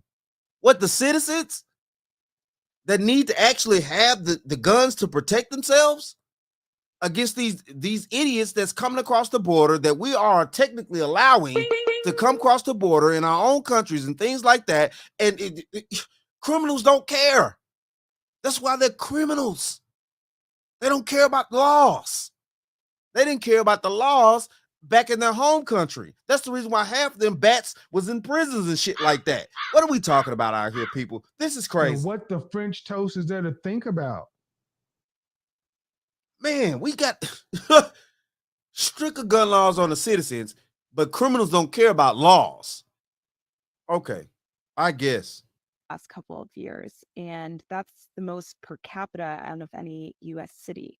The ways that Tren de Aragua members are known to come into the United States is by infiltrating the southern border, and that's their main route. Right. However, they've been sneaking in and getting past local authorities and their vetting procedures. And this is because they're not getting tattooed and any of the markings that show they're members of the gang until they're in the United States. So obviously, they're no longer getting the tattoos before they get here. They're getting them after, things like that. In order for other members of the gangs to recognize them. So they're waiting to get the tattoos. They come across the border with no tattoos, but they actually are part of the gang. It's just it is a strategical mindset plan. I can, you know, because I think crazy. That's something that I would tell them to do. You know, no, don't get any tattoos till you get over there across the border and you link up with others. Listen, look, this is wild right here. They're giving away. She's giving away the game plan of what they're doing and things like that. And this is just for right now. This is just a Colorado. How long before you think this shit is going to leak out to other states?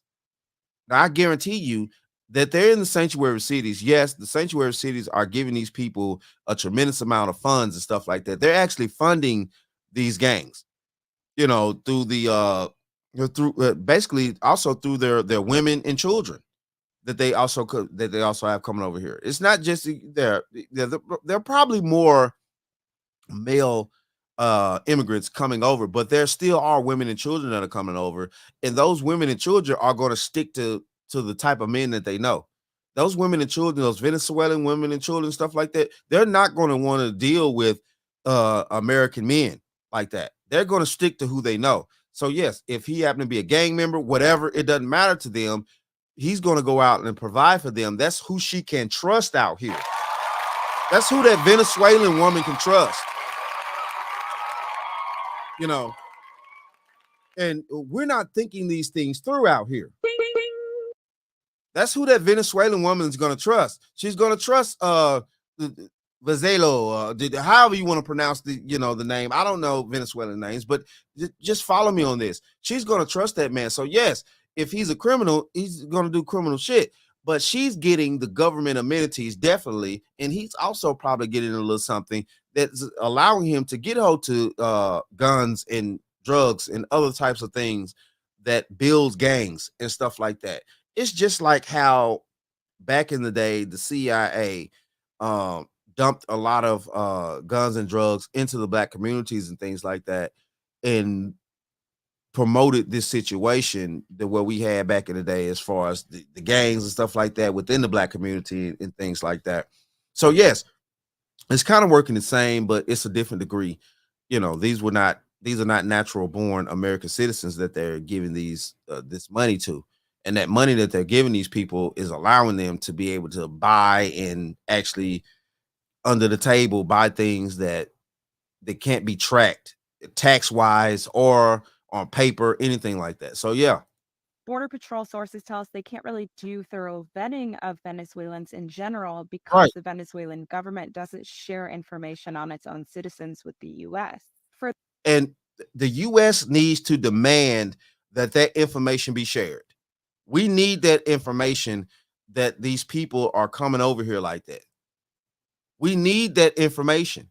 That is very vital for our survival over here in America, to know who's coming from where, this and that. But of course, Venezuela is not sharing that shit on purpose. They don't care. Venezuela does not care about America's problems, because at the end of the day, though, it just is what it is. They don't care. Further complicating matters, really difficult to remove them from the United States. So deportations are very minimal and only to Mexico for Venezuelans. And Mexico only accepts a few of them. They really don't accept the huge amounts that the U.S. would need to deport. The Biden administration has recently designated Tren de Aragua as a transnational criminal organization and it's offered large amounts of money for the hunting down of its leaders. Oh, okay. Then at the end of the day, though, of course, like she just said, the Biden administration, it is what it is. They've accepted this. If you did not allow them in the gate in the first place, we wouldn't have this problem.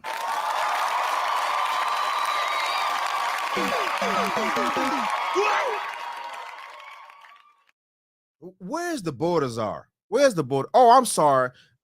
My bad. Hold on.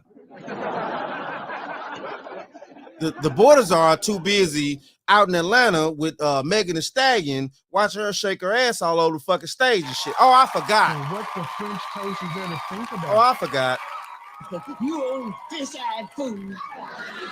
Yeah, I keep forgetting. Yeah, I'm sorry. My memory's long, but it's short at the same time. In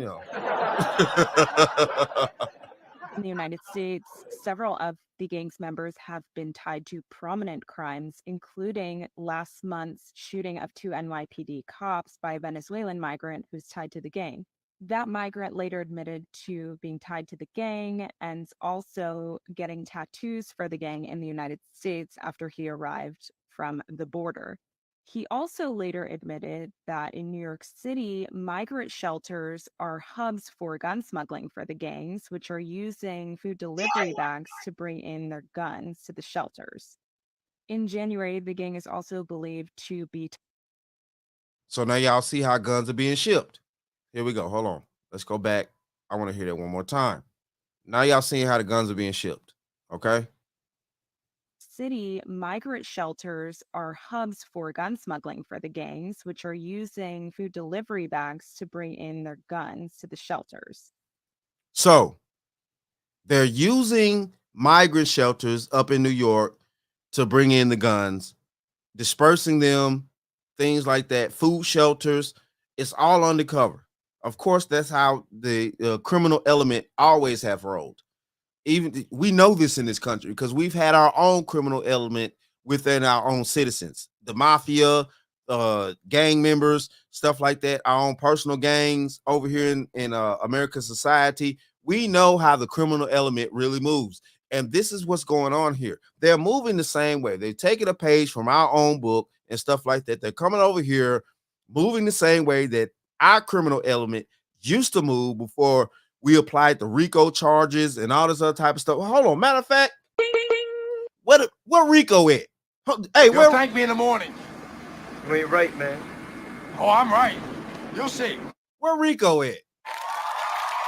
Hey, RICO. Hold on. Where is RICO at? Because at the end of the day, though, if they have knowledge that these people are moving this way within these systems and stuff like that, why aren't these people being brought up on RICO charges? Because that is a organization. That's what RICO's about. Organized crime, RICO charges. You can actually catch everybody under one crime. In January, the gang is also believed to be tied to the assault on NYPD cops in Times Square. It appears that the gang has been operating strongholds in areas like New York City and other sanctuary cities across the United States, and law enforcement across the country are being warned to remain vigilant about their activities and potential. Okay, so they're warning law enforcement across the country and things like that. Now, I guarantee you, though, real talk, there still are certain parts of the country that these Venezuelan gangs know that they can't come to because the laws is not going to play with them like that. They can't go to certain places that are not sanctuary cities, because at the end of the day, too, not to say that they can't go there, they can. But if they go there and set up shop in some of these places that are not sanctuary cities, they're going to get pushed back there. Especially, I guarantee you, definitely if they come to the South. Seriously. So what the French toast is there to think about? If they come to the South, you know, most southern cities are not sanctuary cities, are sanctuary states, period. If they bring their tails down there and things like that, where them good old boys and, you know, yeah, Second Amendment is the Second Amendment is still in play, oh, you're going to have a problem out here. Oh, you're going to have a problem.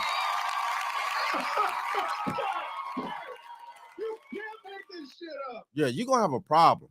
Yeah, so, you know, I don't take these Venezuelan gangs for being fools out here. They know where to go to and they know where not to go to. Not to say that eventually they're not going to start venturing out, because an organization, be it legal or criminal, they're going to venture out. They have no choice, or else they're going to be snuffed out. That's how it works. It's just like ant beds. They have to strategically move out of that one ant bed. It's the queen of that ant bed is going to push the rest of the ants out to spread and colonize in other places and things like that. It's no way that they can stay in one spot in these sanctuary cities and actually, you know, be super successful for what their agenda is. All right. It is what it is on that, man. And yeah, we're going to keep diving off into this situation here, man, because yes, it is treacherous dealing with this situation up here in Colorado, man. Hold on. I want to check a few things out first. Let me go here.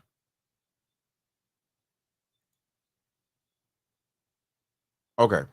So let's go here now.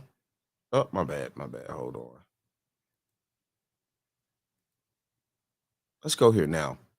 And we're going to keep this topic going in the broadcast room about everything. Shout out to everybody out there. You know what I'm saying? Thank y'all for tuning in, whether y'all in and out, stuff like that. Definitely comment if you can. And yeah, definitely hit that like button out there. Show me some love, seriously. All right.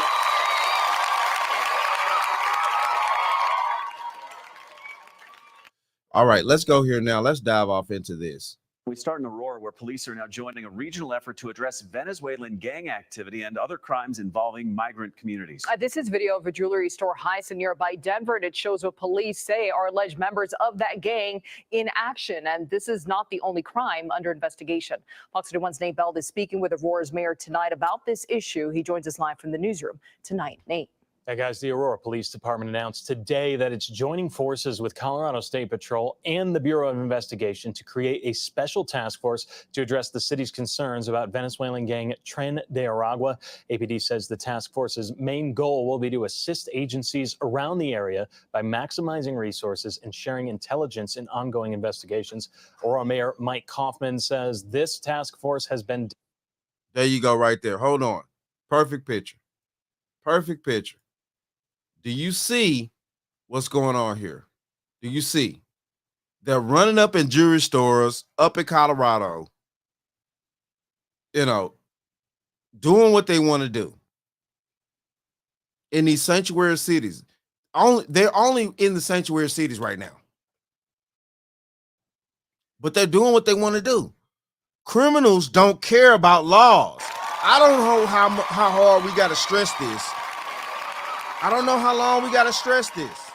You old fish-eyed fool. I don't know how long we have to keep stressing this. Criminals do not care about laws. That's the reason why they've been deemed criminals. And says this task force has been discussed and even put into practice for a time already, and says one of their... Look at this. It was just a child in that room. Look at them running up in there. Biggest efforts right now is engaging with and learning from the community. Certainly, there's a lot of Venezuelans that have been here for a long time, and they're not a part of that recent wave that came over. I mean, they came through sponsorships, and they were completely vetted when they came over. But whatever connections they have within this migrant community, to please urge them to cooperate with law enforcement. Kaufman says he can't say too much about what the task force exactly will be doing so that there aren't any investigations that will be compromised, but he does say he believes that allocating more resources to this issue is necessary, and he wants his residents to know it is something that he and APD are both taking seriously. In the newsroom, Nate Belt, Fox 31. Yes, good. Hopefully they take that shit seriously and do what they need to do. You know, up there in Colorado, because, you know, they're running rampant. New York, Colorado. Man, it's crazy out here. Hold on. That shit is sad. That's sad, man. That's sad. But it is what it is, though, man. Like I keep telling y'all, man, and I'm going to keep screaming it, though. Criminals don't care. That's why they're criminals. It's not hard to understand. It is not hard to understand out here, people. All right. Let's go here now. And yeah. We're about to go here. And of course, you know, the Venezuelan gangs are taking over. And yeah, they're just kicking people out of places. Let's go here now. Let's see this. Right now, tenants in an Aurora apartment building are being told they've got just over a week to move out. And their management company claims it's because of violent Venezuelan gang crimes. But there's another side to this story. Right. Aurora police say it's because of long-standing unresolved code violations. So what is it? Fox 31's Courtney Fromm on it for us. Court? Good morning to you both. Yeah, it's kind of an interesting situation with this building. I personally have been there. I covered a shooting there just 2 weekends ago on a Sunday. But despite that, obviously violent crime that happened inside of the building, there is a lot of outlying factors on the outside. And I think that's what this city is talking about as well. We do have some photos of those that we'd like to see you, or show to you, I should say. Now, it is kind of a heated issue right now, and those tenants have 8 days to get out. Now, here's a look at that complex. It's off Colfax and Nome Street, has 99 units, and they all need to vacate. A spokesperson for the city says, instead of addressing the documented code violations of those photos we've shared with you, CBZ Management, who owns the property, has hired a team of attorneys and a PR team to fight the city on this. Now, the city tells us the issues range from rodent infestation to a lack of heat and electricity. There's broken windows in the building, trash pile up, and water leaks, just among the few. But an investor of the property says those who live there have been left in a state of fear and chaos because of Venezuelan gang violence, and that's why he wants to remain anonymous when he spoke with us. That I believe it's inappropriate of the city to be blaming an issue that has to do with law enforcement and gangs, violent gangs taking over buildings and trying to use it as a scapegoat, that it has to do with, code violations or repairs that weren't done in apartments. It's a nonsense. Yo.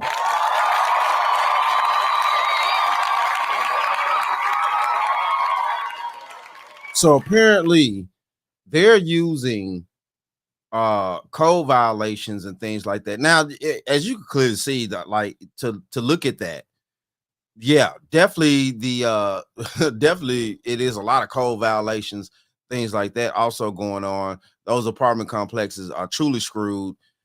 They do need to be vacated.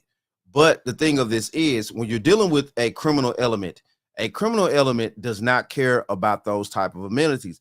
Those are the type of places that a true, especially let's say a Venezuelan gang, they're coming over here trying to take over something.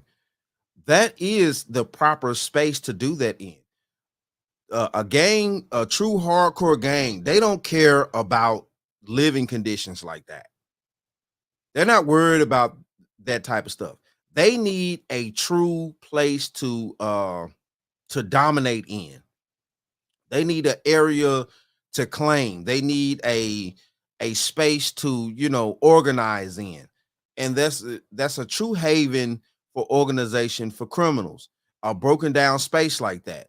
If you notice, anywhere in America that you go, most super criminal activity, criminals tend to be around spaces where there's a lot of debauchery, a lot of broken down homes, a lot of trash around, a lot of spaces to where people are living in dire conditions, things like that. A criminal element rolls in those type of conditions because they thrive in set conditions. It's no way that now let's say the top dog, the top criminal, if he'll move out to the suburbs and stuff like that. But we're not talking about that type of mindset of a person or a criminal element. We're talking about the lower end. The lower end of criminals, they have to thrive in these areas. Yeah, they're not going to go out in the suburbs and live in $400,000 or $500,000 homes and corrupt that neighborhood. That just won't be allowed out there. So what the French toast is there to think about? It won't be allowed. They'll get put out quick. The real estate's too high, but the real estate here is not high. So this is an area that's not being kept up well, that's not being maintained, that's not being structured properly. People are living there. At the end of the day, they're below the poverty line, things like that. Probably Section 8, a lot of stuff going on here. So yes, criminal element will thrive in this scenario right here. And that's what's going on. So I can see how the Venezuelan gangs at that point up there in Colorado will take over this building. I can see that. That's an argument. Now, what we understand from Aurora Police, they say they're working with other agencies to see if there's any connection between any criminal activity in any certain organization. They go on to say, quote, in the meantime, any such specific activity is amenable to and separate from the city's code enforcement actions at the property. And what we understand is that APD investigated so far this year, up until July 31st, 66 criminal activities that happened at that specific building. Now, the city says they will start notifying tenants as of Wednesday. They have until August 13th at 8 a.m. to move out, have their stuff, and get out of there. From there, the city will shut off the water. They're going to board up the windows and put a fence around the property. But what we understand between the property management company and the city, they could potentially be going to court over this entire thing sometime next month. But for now, live, Nora Courtney from Fox 31. Yeah, a lot. So yes, it is what it is out there. You know, they're going to court, things like that. But if the actual gangs are moving in and excommunicating people out of that building because the people are afraid, things like that, yeah, I could definitely see it. Like I said, though, that's a perfect spot for criminal element. It just is what it is. That's a perfect spot. It's nowhere around it. Yeah. Criminals will thrive in that situation right there. Yeah, so it is what it is. All right.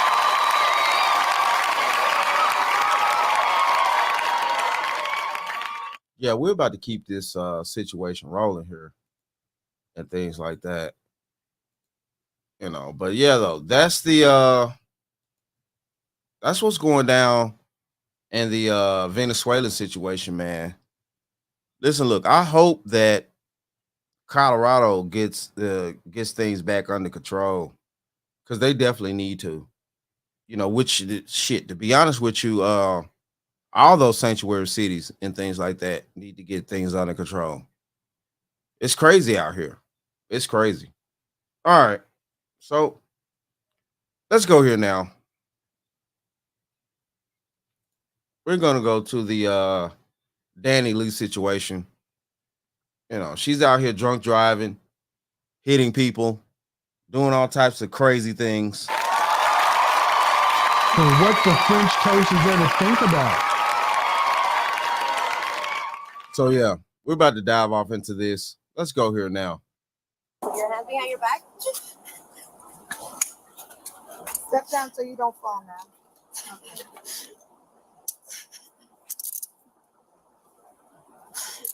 What am I getting arrested for? Maybe for hitting a child. I didn't hit nobody. Oh, it's on camera, At so. this point, you're being under arrest for two things: being the seat of an accident and for being under the influence while driving. I'm not under the influence. I just passed all of your tests. I didn't. Yeah. I wasn't under the influence. The seat of an accident, and you caused major injury to a person. To a child, not a person. Not a child. That's what it is.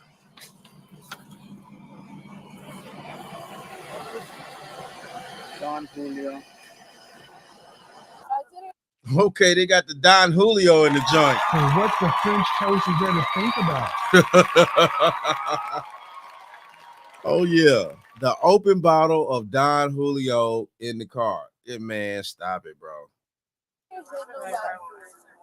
We have cameras. Can I see the cameras because I didn't? No, you're getting arrested, all right? That's point blank. You're Arrested going for what? for DUI and for hitting somebody and hitting the under seat. the influence. I just passed all the time. You know what she told him though? She said, "Oh, we're celebrities." That's what the fuck. No, don't. Go over there. We're doing an investigation. Or go over there. Hold on. Who is this? Who is this? Oh, is that Quavo? Hold on. Oh yeah. He was out there, you know what I'm saying, trying to play captain and shit. So what the French toast is there to think about? Yeah, go ahead on, Quavo. Yeah, go ahead on. Play captain out there. Yeah. Dun, dun, dun, dun. It's great. Yo. No. You can go over there. Go over now. Yeah, that's Quavo, the Migos. Those are my boys. Love, I'm an artist. I know. Okay. I'm a singer. No, you know what? I'm a singer. Okay. I'm an R&B singer. You Okay. can't arrest me. Doesn't mean anything. Doesn't mean anything. We don't I have know that. if I would have hit somebody, I know somebody would be dead. Okay. Type. You know, nobody's lying. Right. Right. I'm just telling you, it's a very very serious situation. You're laughing.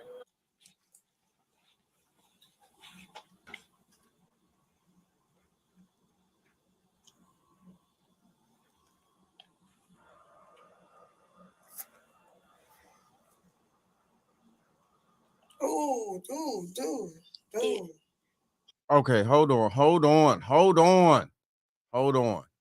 Okay, I know y'all can probably barely see this, but hold on. Let's go here now. I gotta go back. Hold It's a on. very serious situation. You're laughing. All right. Now they point to when the accident started. Hold on. Did she come down the street? Damn, do y'all see this? Wow. I wish y'all could see this. Hold on. Let me make the screen bigger. Let me make the damn screen bigger. This is crazy. Hopefully y'all can see this shit. Hopefully y'all can see it. Jesus Christ. This girl here. Man, wow. Y'all be letting these bats out here drive, bro. Y'all be letting these bats drive. This is sick. Situation. You're laughing. Here we go. Here we go. Now she's coming down the street. She's gonna be coming down the street. Look at that. Dragging the bike. Oh my god. He is lucky to be alive right now.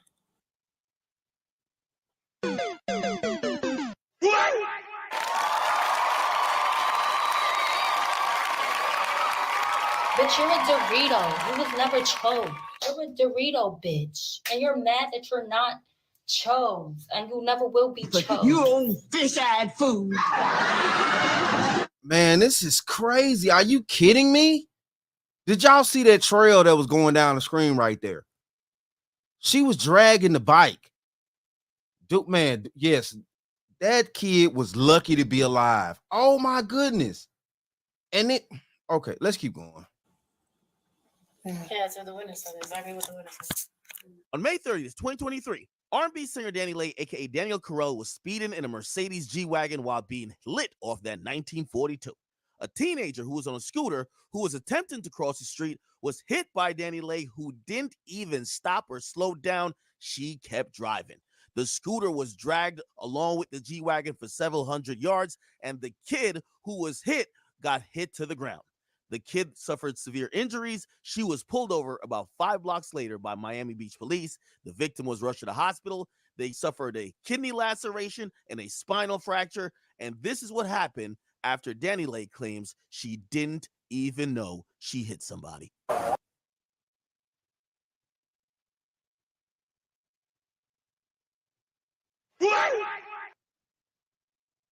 You mean how you have that big of a trail? Did y'all saw the damn trail? What the? Yo, Dani. I'm sorry though. Yeah, I'm gonna be a little bit misogynist right now. This is why women don't need to drive. Seriously, man. Come on, man. Stop this shit.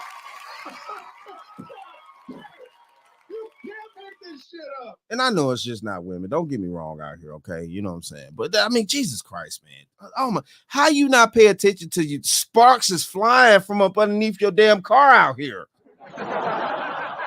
Sparks are flying. What the hell is this? Man, wow. Oh man, she in trouble, bro. She in serious trouble. Man, y'all can sit there, man. All right. All right, she in real trouble out here. Did you hit a scooter? I don't think it's... All right, do me a favor. Step out. Yeah, open the door. I know. Come on. Get out. One more. Take him out. Give me your stuff. Come on. Take everything out. Give me your wallet. Give me your phone. Give me your phone. Come on. Step out. Turn around. Turn around. Put your hands behind your back.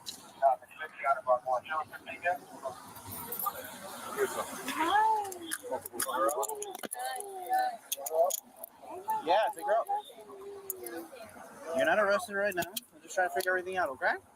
Love, I'm an artist. I know. Okay. I'm a singer. No, you're gonna. You know what? I'm a singer. Okay. I'm an R&B singer. You Okay. can't arrest me. That doesn't mean anything. That doesn't mean anything. Go ahead, sit down. Sit down? Yeah, sit. Sit down. Oh my goodness. What's up, boss? Hey, quick question, man. Yes, sir. You saw everything. You saw everything. A to Z. All right. To now. You saw her behind the wheel? I saw her get out just now. I chased her down on the opposite side. And you saw the car the whole time? Absolutely. So she was fine. And then she was worried because I was on the left. And she was, I said, look at this motherfucker. Until they got money. I said, oh, watch. And I saw that moped come out. Exactly what happened? Exactly what happened. I saw it kept going. And the scooter was so Espanola, no, it was it doesn't matter. She was. No, I'm trying to find out, was your guys' light red or No, we were green. Okay. We were green. Okay. She just kept going.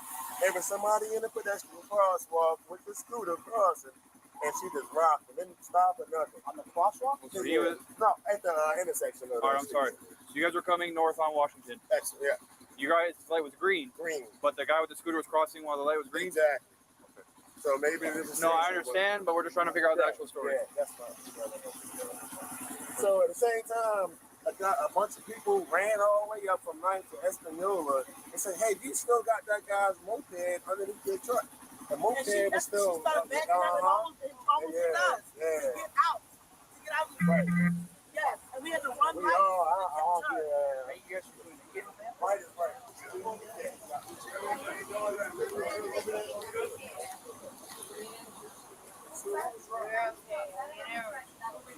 Guys, nothing happened.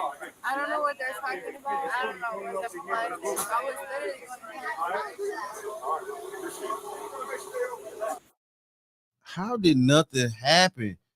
You got a whole trail of sparks flying down the damn street out here. Man, I don't even think Quavo got enough bail money for this shit. Listen, look.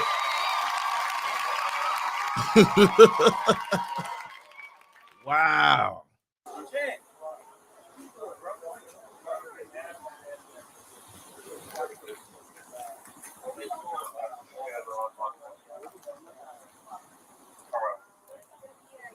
What do you say? Whoever, I think it's area 1. Whoever got dispatched. Yeah, we were just here for help because we heard like 3 different QTHs. No, they were dispatching it to Colors, but it happened in Wash. It happened on 11th and Wash. And then I saw the scooter just laying there on 13th and Wash. What? And then they flagged me down. They were going insane. They're like, "Yo, help! We saw them hit someone. We saw them hit someone." That's the car. Let them up. What? Did you guys see the crash? Oh, I saw him from over there. I saw the whole thing. Got hit. I just saw the scooter. After the hit. Yeah, and then we were nurses, so we came running over there. And yeah. Well, that was fun. Work away from work. Okay. Thank you. Yeah. Okay. Thank you. Right? Yeah, your moderate. Lord. My thing is, y'all can see the fire rescue right there. This chick right here, hold on. This chick right here talking about some fun and shit, but hold on. But we're right here when this dude is 17 years old on the ground, laid out. But hold on.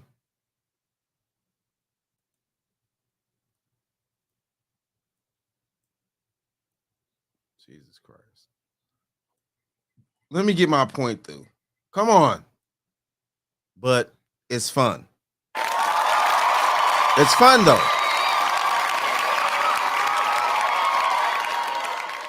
Yeah. Okay. Thank you. Okay, thank you. Right? Yeah, moderate. Yeah.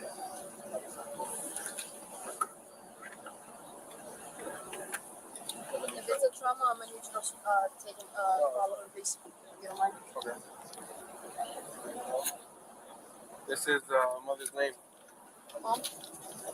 Yeah, you could call her. You ever have a She's phone? 17 years old, supposedly. Why is he out at this time? Take his back.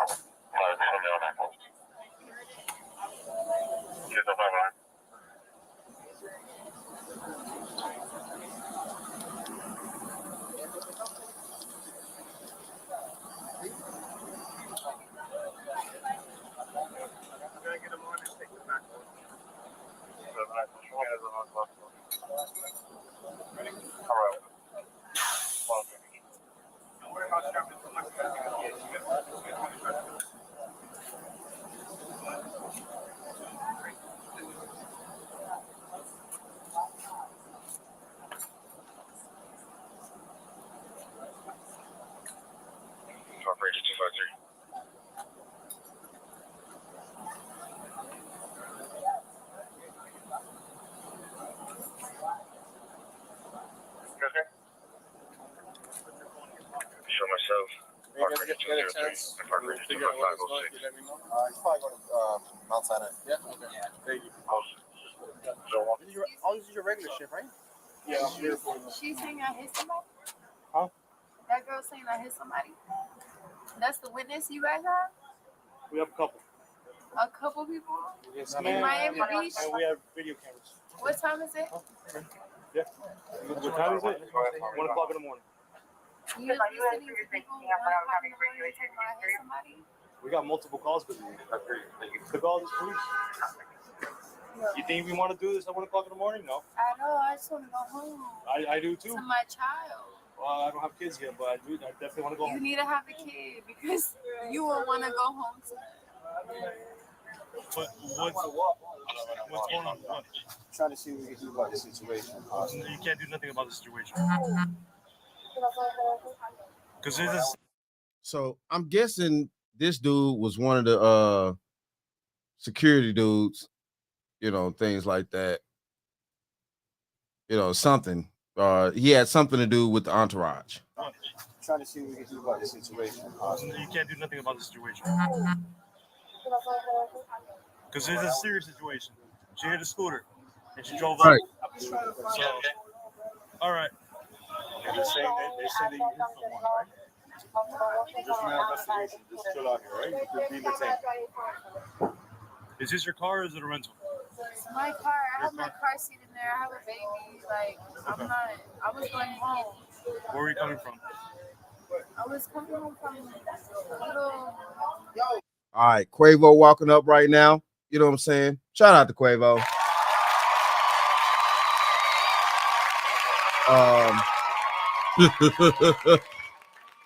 So she's actually out here driving her personal vehicle and things like that. My thing of it is, growing up, I remember when stars, you know, celebrities and stuff like that back in the day, because I'm an early 80s baby. So I remember the late 80s, early 90s, and all that type of stuff. Because by the time the late 80s came along, yeah, I was old enough to, you know what was going on, definitely. And watching TVs and all the shows and also the stars on TV, stuff like that. To know, listen, look, why don't y'all have limos anymore?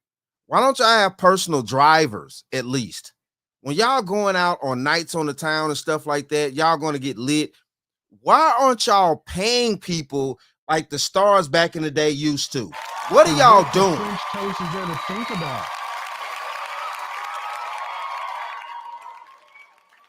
You know, y'all allegedly have all this money out here and things like that, but you're not even paying people to chauffeur you around. The stars back in the day used to get chauffeurs. When they know they was going to go out, party, get toe up, have fun, do debaucherous shit, whatever they want to do. They had people that would drive them. They paid people to, drive them because they knew they weren't going to be able to drive by the end of the night. Why are you out here with a bottle of Don Julio in your vehicle? You know what I'm saying? She G-wagoned out. Why you got an open bottle of Don Julio with your child seat in the car and shit? Because she said it herself, the child seat was in the car. I just want to go home to my child. No, baby, you actually mowed somebody down almost to the ground. You think you finna go home? Oh, no. You old dish-eyed fool. What the hell you talking about? How much delusion are these women in out here? So they think they could just drive down the street, mow somebody down, have sparks flying up out the damn car, up underneath the car, because she mowed somebody over. The young man was blessed enough to get knocked out the situation. The bike was up underneath the vehicle. She driving down the street profusely, and then you just think that, man, what are you talking about? Are women just this empowered nowadays till they think they could just run over people and shit gonna be okay?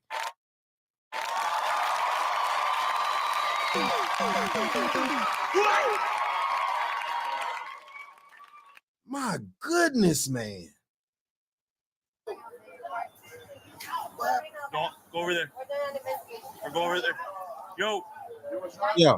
No. Yeah, Quavo, step your ass on back, son. Step back.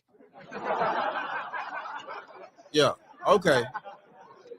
Get back. You a black man. You supposed to know better. You supposed to know better, Quavo. Get your Yous needs to get on back, Quavo. Yous needs to get on back. You can go over there. You can go over there. You can go over there. You're good. So what was wrong?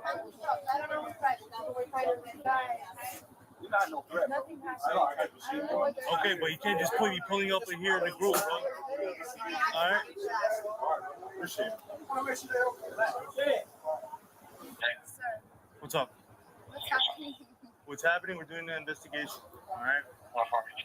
You really got We have hit? witnesses. We have witnesses saying that you hit a But scooter. no, they're lying. I didn't Okay. hit no. Well, we're gonna clarify. We have cameras all over the city, so we're gonna clarify. Okay. So if you're saying whatever you're saying, if it's the truth, then you'll be out of those handcuffs and you're on your way. Please, I've Okay. never been in handcuffs in my life. Okay.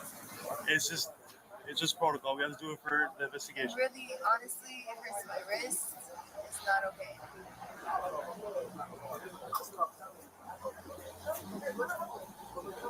I'm just getting this.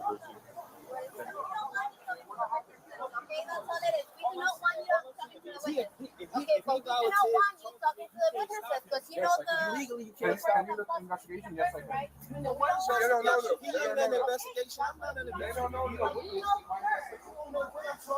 It doesn't matter. All right. So what you're doing right now, I'm gonna make this nice and simple. What you're doing right now, you're impeding our investigation. All right. So I told you multiple times to go over there or go over there. Now you're impeding our investigation. I'm trying to be cool with you, man.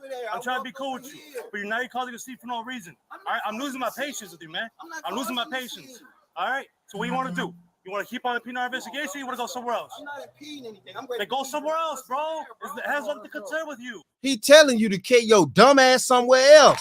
Get it gone, bruh. What the French toast is there to think about? This ain't that hard. It's not that hard. It's not that hard. Yeah, y'all too busy trying to cape for Dani and shit out here. Trying to make sure she okay when she done mowed somebody over and shit. Man, dude, the police done told you to get gone. Get gone, bruh. Because they ain't gonna hesitate to put your ass in cuffs too. They really want to put this black man, they really want to put you in cuffs. They really want to, but you hadn't committed a real crime. She has. They really want to put you in cuffs. Dude, you need to leave. Handle that shit. Get some lawyers. You know what I'm saying? Call who you need to call, cause she getting arrested. Go somewhere else. Right. All right, then. He's not. Are you driving? Were you the passenger? Were you driving? None of you guys are. No. None of you guys are in here. All right. So have a good night. Have a good night, guys. Have a good night. All right. Have a good night. Man, black men need to learn. I don't know what's happening to black men nowadays. This is crazy.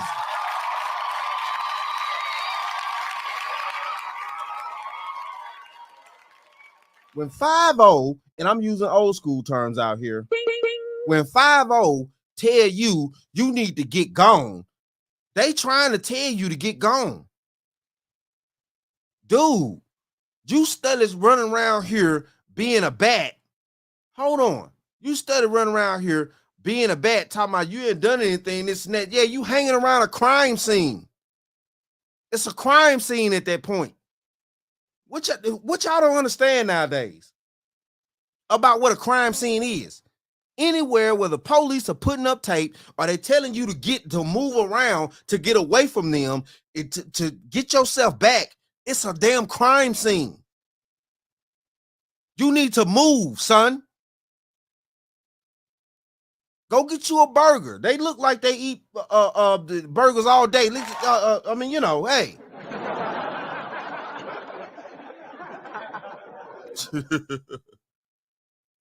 Dude, it's a crime scene.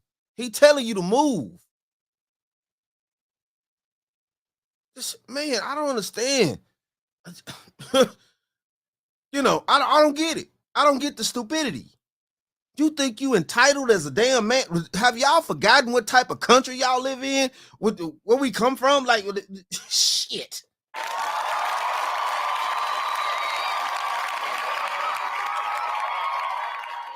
Dude, go get some lawyers. I know you trying to look out for her. Y'all done already sent Quavo off. Y'all saw Quavo walk off, right? Y'all saw Quavo walk off. He started trying to get this and that and the other. Man, come on, dude. Come on, man. Y'all crazy. Get gone. Man. I'm trying to be cool with you, but now you're calling a seat for no reason. All right, I'm losing my patience with you, man. I'm losing my patience. All right, so what do you want to do? You want to keep on impeding our investigation, or you want to go somewhere else? I'm not impeding anything. Then go somewhere else, bro. It has nothing to concern with you. Go somewhere else. I do got something to do with it. All right, then. He's not. Are you driving? Were you the passenger? Were you driving? None of you guys are. No. None of you guys are in here. All right. So have a good night. Have a good night, guys. All right. Have a good night.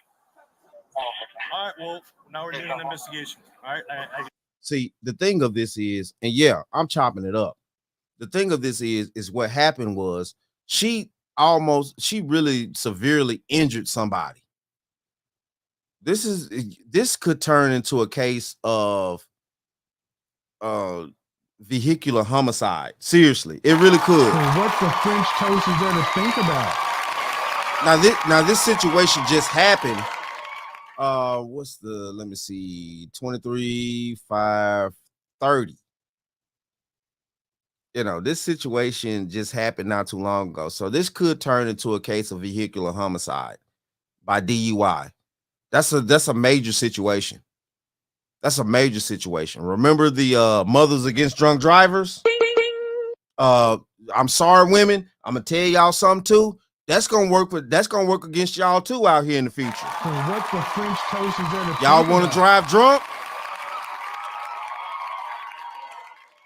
Like I keep telling y'all, I'm old school. Y'all want to drive drunk? Remember Mothers Against Drunk Drivers? There you go. There you go. Right there. Come on now. Explained to you multiple times. I'm losing my patience. I'm trying to be cool. We have people pulling up here. We can't have that. Okay. Aside from that, I'm not trying to give you attitude, but you understand what I'm coming. Okay. Well. So I just can't be committed to committing a crime. Regardless of the fact that you're celebrity or not, you're still not above the law. You understand what I'm saying? Okay. So let us do our due diligence. Let us do our investigations. And from there, if you're good, you're good. Simple as that. You are a singer. She is a singer. You looking me up? Yeah, you said You think I was lying? I don't know. People say that all the time. Quavo was right here helping me out. That was the security. Soul Train Music Award for Best Dance Performance. The guys that came over right now? Yeah, that's Quavo, the Migos. Those are my boys. You guys got me locked up for nothing. Some weird ass people was talking about I hit somebody. Like, what? So they're trying to lock you up for nothing. When you just ran over a 17-year-old young man, knocked him out the way. Thank God. Real talk. He halfway survived, but he definitely has serious injuries.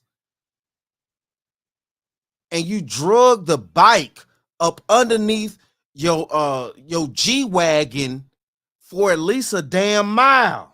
So what the French toast is there to think about?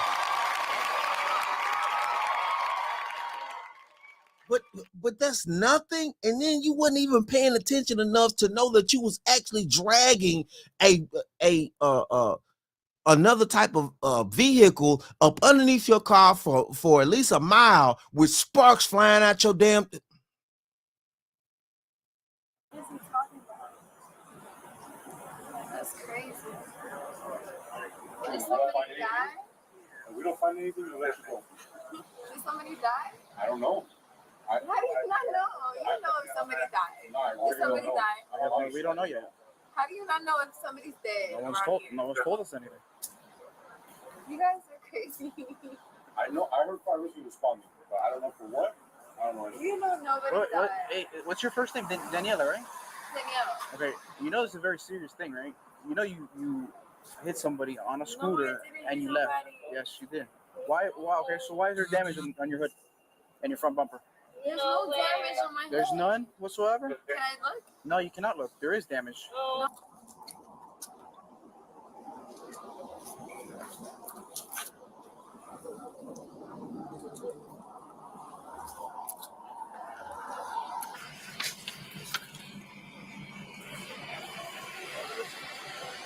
Don Julio.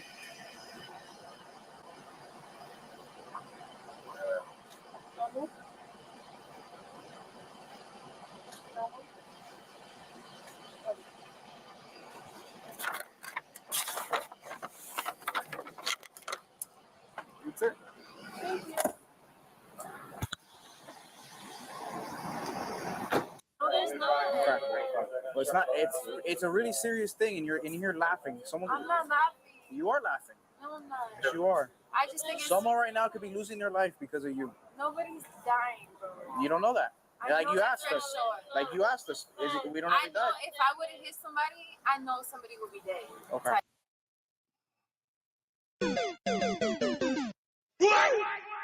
If I was to hit somebody, I know somebody will be dead. So what the French toast is there to think about? And then we're supposed to sit out here and, deal with these fucking Jezebels and shit. With their damn Jezebel spirit. They just either they're in Planned Parenthood, deleting kids, or they deleting people on the damn street. What the fuck is going on? So what the French toast is there to think about? What is going on? You old fish-eyed fool. What is going on? And even the officer said, it's like you taking this for a joke. You don't understand. You just hit somebody. You just hit somebody. Well, I know if I had to hit somebody, they'd be dead.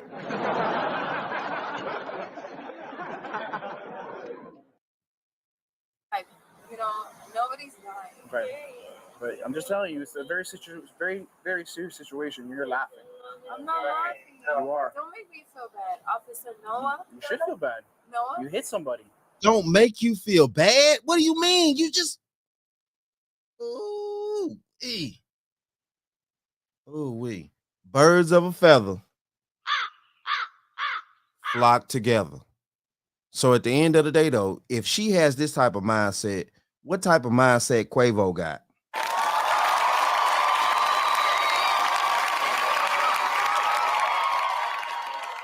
You know, you can sit there all day. Alan, what do you mean, man? What do you mean? Quavo a good guy. Oh, just birds of a feather flock together. Pigeons don't fly with eagles. Never have, never will. Listen, look. These pigeons out here, right now. Man, look at all this. Look at this pigeon shit.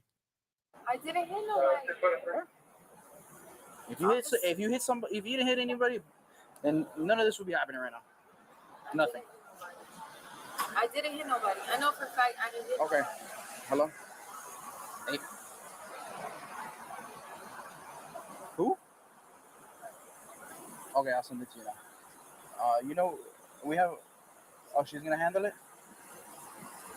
Okay, yeah, we do. We have a wheel witness and everything.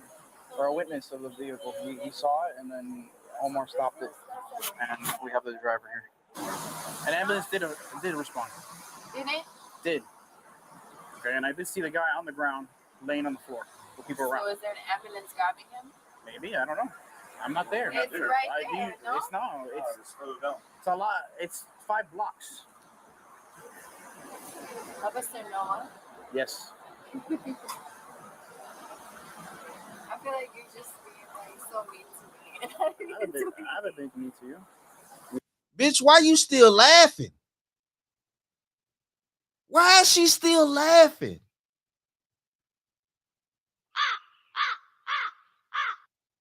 You almost deleted somebody with your car drunk off Don Julio. Why you laughing, ho? So what the French toast is there to think about? Who responsible for all these holes in the street? You?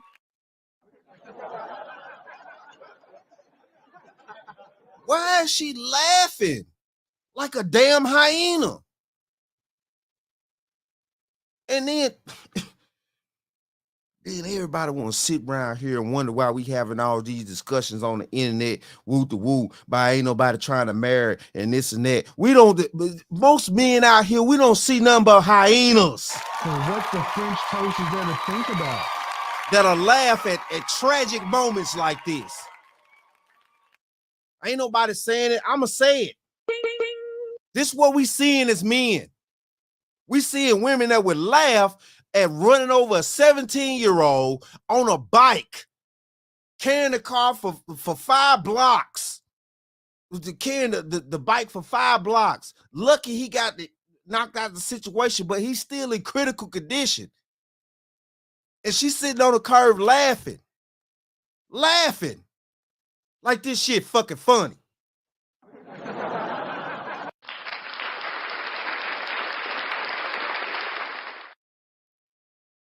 We're here laughing. Because I think it's And funny, like how you're being mean to me without even knowing, and you're just believing this man in this Jeep that doesn't even know me. Okay. What's your ethnicity? Cuban. Oh yeah, it's Dominican. Good. Congrats. My congrats. So the guy was coming from up. He was right in the middle of the school. He was about to turn in to go. Just show me. Yeah. A little bit. We have to know first. No, of course. I hope he's okay. My God. And is there any way you could tell me if they kept the guy? They already stopped. They have a problem stop. Yeah. Okay. Where? So he was on his scooter right here. So he was here in his name. In his scooter right here, and I saw him. I was right there at Quiz. Okay. And I heard, the first thing I heard was the SUV going fast. Okay. And I look over, and the guy is looking out to see if there's any cars coming. Okay. And he's maybe scooting forward slowly, and the SUV comes. He was probably around here. Okay. And the SUV comes a million miles an hour and just hits him. And I see the fucking scooter, just everything go with the car. And then I just freaked out for a second. I was like, that was a fucking person. Like, oh my God. So you saw I thought the person flew. the person flew. Okay. I'm telling you, like, I was like, he's dead. He hit him so fucking hard, and I thought I was gonna land here. He landed over the fucking there. Like, I started going, and I couldn't see him. Yeah. I don't understand how he went that far. But he flew him like. So his scooter was here, but he was just kind of like. He was like this, and I saw him look. And I said, "Oh my God!" He was already here. He was just there. He wasn't continuously driving. So he was just here. He was just here, and he stopped, and he started looking like this to see if there was any coming. I heard the sound of the car, and that's when he hit like halfway. He wasn't quite in the street, and the guy was coming 100 miles an hour down the street. I mean, I know it happened all the time. So he's saying that this dude right here saying the guy, keeps saying the guy. He don't even know who was actually driving the car. He think it was a guy. Come on, man. Just confirming we have the subject vehicle. To be honest. Yes, sir. Do the thing. Thank you for what you guys do. Yes, sir. Can you give me like your office number so I can check on? My name is I'm the officer Darius, but Miami Beach Police, yeah. Yeah, Miami Beach. Can I call and just say, hey, how's he doing? Is he okay? Like. We can, but I don't know to what extent we can give information because obviously right now it's an investigation. But we do appreciate, It just sucks. It's a human being, Like, oh no, believe me. Wow, what the fuck? We're just I just want the guy caught. Like that is not fair. We have a kept possible fucking driving. Like that is. No, like you it's don't do one that. thing if you That's accidentally hit someone because they're in the middle, but like because you kept going. Careful, please, because Darius. completely unacceptable. All right, hold on. Yeah, I'm gonna move it along just a little bit. Let me find something else here. All right, let's go right here. Just like an hour ago, maybe now. It was much damper than it is now. And then this vehicle is flying up here. I'm in the left, and she's coming up in the right lane here. And then she crossed over. And then I guess about here, so wherever it was here in this area, this guy's turning in, and she rocked him so fast. He was turning in where? Oh, up here, northbound. Yeah, to the street this way. So it was like. It was down there. Yeah, it was down. It wasn't here. It was down there. It was down there. She drunk the bike up here. Yeah. No, Joe, this is yeah, this was a skid from way blocks away. And she only stopped because other people was like, hey, you got a damn bike on you. And she had known she the whole time. And we were behind her, and she was back into us to try to get away. Because at that point she knew. She was in trouble. We saw the bike. Yep. I saw the man laying, he was on her right. I saw him laying in a fetal position. Yeah, fetal. That was what really, I said, oh my God, that man. I think he was gone. He wasn't moving. I said, oh my God, shit. Man, I said, we got to. Yeah. And I called 911. She did. So I'm like, we all been like, I wasn't expecting this shit, but call 911. And then I'm like, I saw the officer that was first reporter on the scene. I got him. I waved him down. He was coming south. I came over to meet him. So I said, come on, go. We got a situation. This guy, they ran this guy. He's probably dead. They right here. I'm telling them, follow me. And they followed me. So I lighted up. And we went all the way up, down the way. And it was a G5 thing. Like a gold Benz truck. But yeah. So what have you seen? I saw him come driving up the right lane, dragging. Who was driving? I didn't see the driver. He never got out. Okay. And he was dragging the scooter? Yeah, he was dragging the scooter under his front bumper all the way up from 11th Street. Okay. And I heard it, and then he stopped over here. He backed up and disengaged, went around it, and took off northbound. Oh, stop it. So from what this man right here saying is that Dani eventually figured out that she was dragging the damn bike, stopped, bagged up, got off the bike, and then went.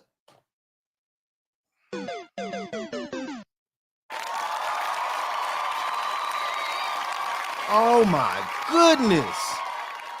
Hold on. Let's right here. Let's go again. Driving up the right lane, dragging. Who was driving? I didn't see the driver. He never got out. Okay. And he was dragging the scooter? Yeah, he was dragging the scooter under his front bumper all the way up from 11th Street. Okay. And I heard it, and then he stopped over here. He backed up and disengaged, went around it, and took off northbound. Did y'all just hear that? Did y'all just? So eventually, at some point, Dani knew that it was something underneath the car. She stopped, backed up, like he said, disengaged from the bike that's in the street right here. I know y'all can barely see it. Hold on. I know y'all can barely see it. What is this? Let me see. Let's go here now. Damn. Okay. They ain't got no shot of the bike. All right.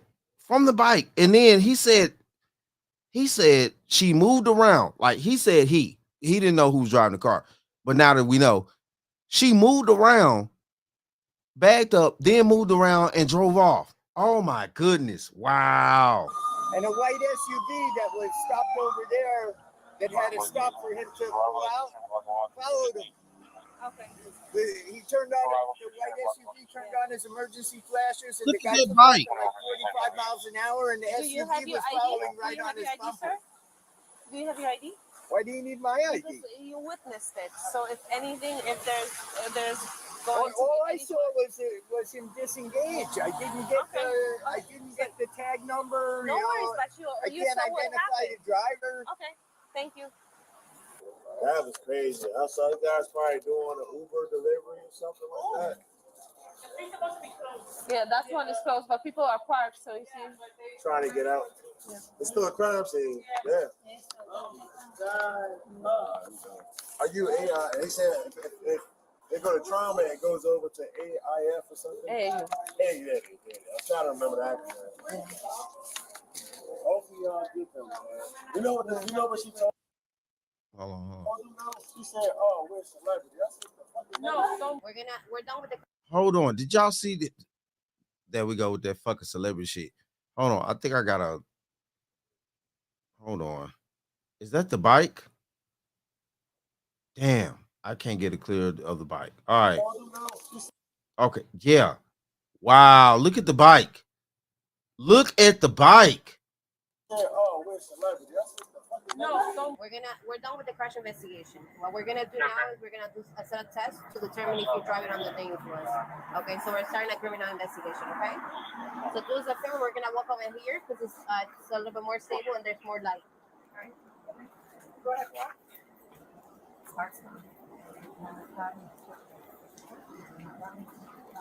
Keep going. We'll let you know when to stop.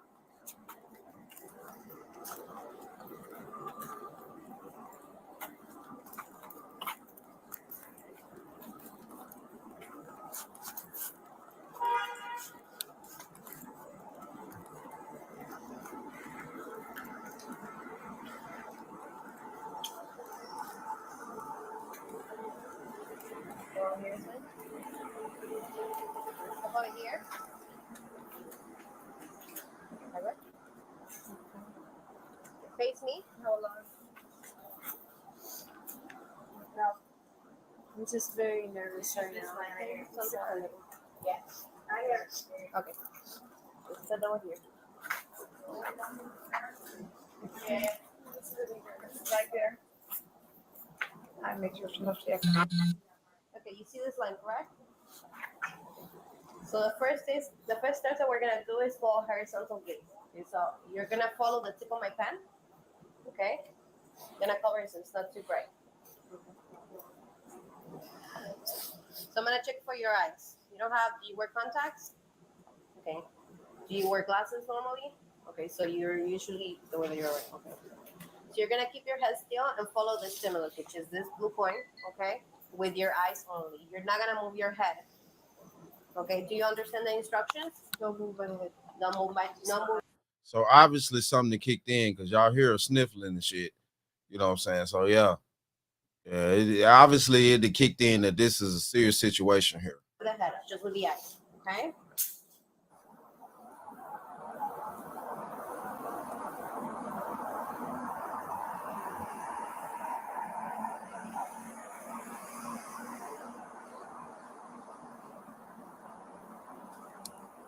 We're gonna do another test. Just gonna be up and down, same thing. You're not gonna move your head. You're just gonna follow the stimulus with your eyes, okay?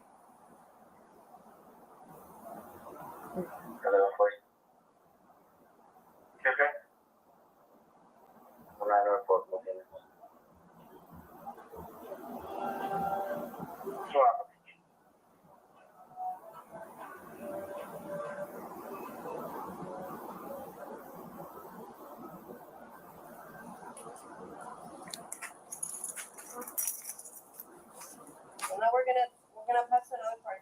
You come here with the shoes. Do you want to take the shoes off? Do you have any problems with your legs? That will. Okay. So we're gonna. It's gonna be called a welcome prayer.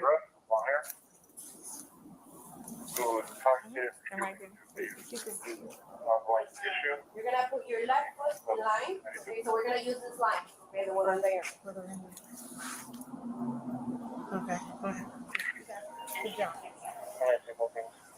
You're gonna put your left foot on the line and put your right foot in front of it. Okay? Put your arms down. I'm gonna tell you what to do. Just follow my instructions. Do not start until I tell you to do so.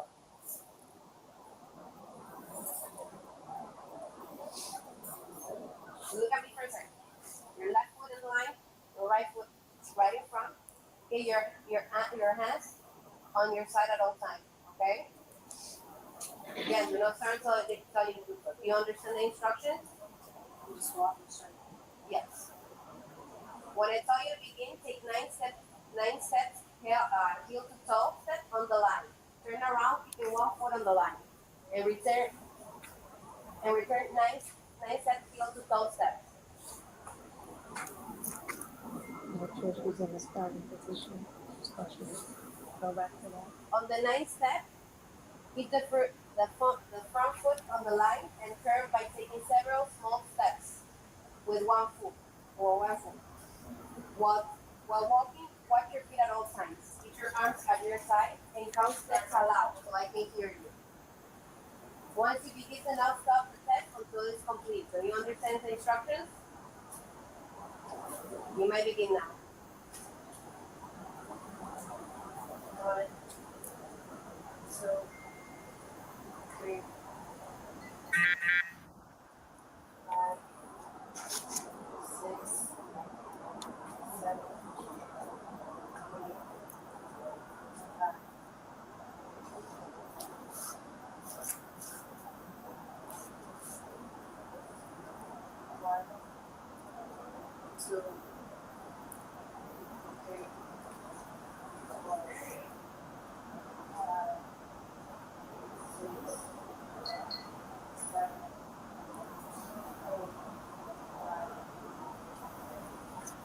Yeah, it is what it is here. Okay, we're gonna keep it moving just a little bit more forward, things like that, because this is crazy. This is crazy. Hold on, let's see where we at here.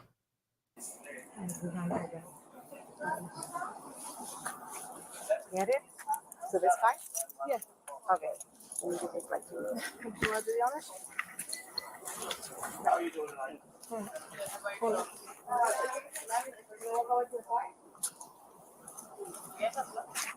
Okay.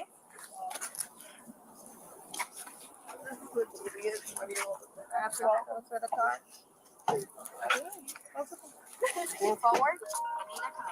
Lean forward. You're gonna put your hands behind your back.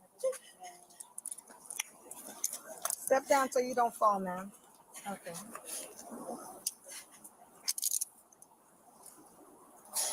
I wonder if I get arrested for hitting a child. I didn't even get no fine. It's on camera. At this point, you're being under arrest for 2 things: fleeing the scene of an accident and for being under the influence while driving. I'm not under the influence. All of you tested this. I didn't. Yeah. And you fled the scene of an accident and you caused major injury to a person. Yeah, to a child. Not a person. As of now, that's what it is. But we're gonna do. You know what? We're gonna do some more tests when we get there. See, what a lot of women hate though, especially because at the end of the day though, right now, is number female officers arrested her, so she can't play the crying game and all the other type of dumbass shit right now. They giving her the real. So what the French toast is there to think about? They giving her the real. She can't play. She can't pull out the tears and all that type of shit. What am I being arrested for? Yeah, you being arrested for leaving the scene of a crime. You're being arrested for I mean, Jesus Christ. The charges that will come up for this, I guarantee you, probably will be, if the young man actually passes away from his injuries, it will be vehicular manslaughter if he passes away. You know, but yeah, it is what it is. Let's keep going. Yeah. Let's pat her down.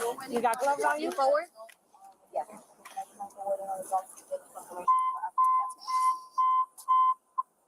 Now unit channel 2 in South Hall. All areas 2 and 3 minutes get by the 1 again. What do you want to do with the passenger? I'm with the 39. Areas 2 and 3 minutes get by the 1. I already have a 13 millimeter. She can be covered. Sorry, Kenny, I'm over 23. You're gonna advise changing. I think they have 2 detectives to make it 1 in custody and no take the in custody time. Yeah. Not at the same time. Yeah, but hold on until we get confirmation from the doctor. I'm gonna be arrival at 13 in Washington. We're gonna have. Can I see the cameras because I didn't know about the document in custody time.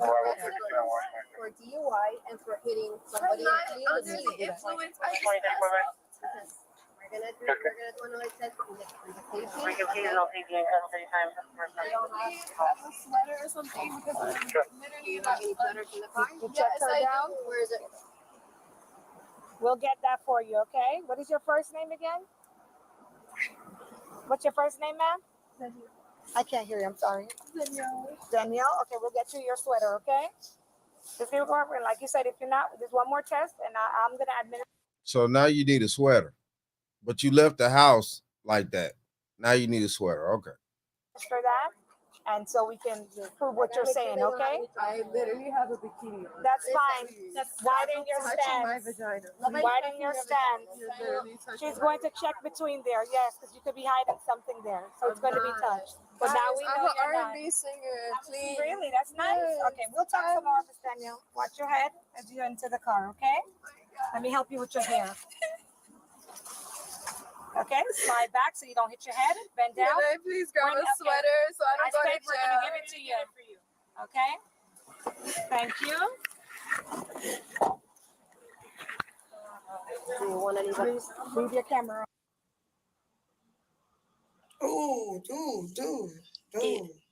He is lucky to be alive right now. Yeah, so the witness said exactly what the witness said.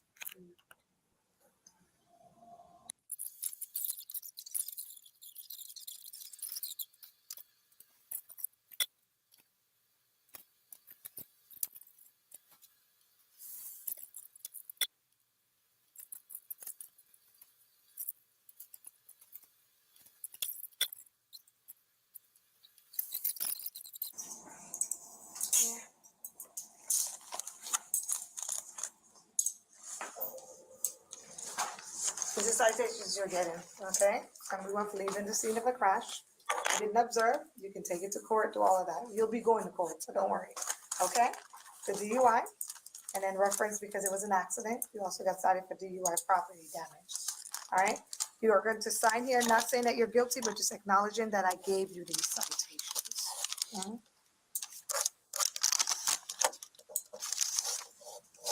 And then you're gonna get copies with your property.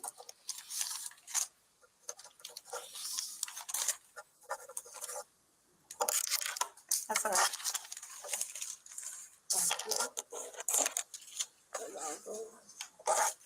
Okay, if you want to zip up your jacket, because I put the cusp on It doesn't zip up. I have to take the pins off. I'll we're gonna tie it. when we get to the Okay. okay. So we're gonna do it. So that way it stays.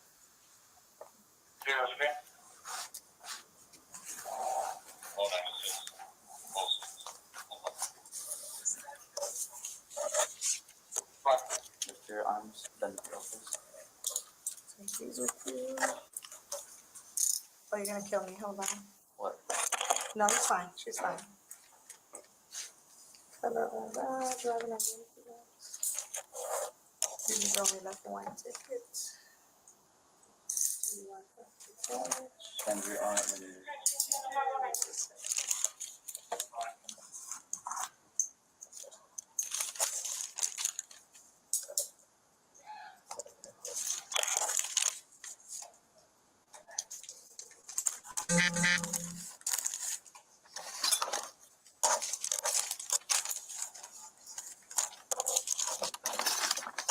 this is all. That's what you need for court. This is her property. So you just separate it.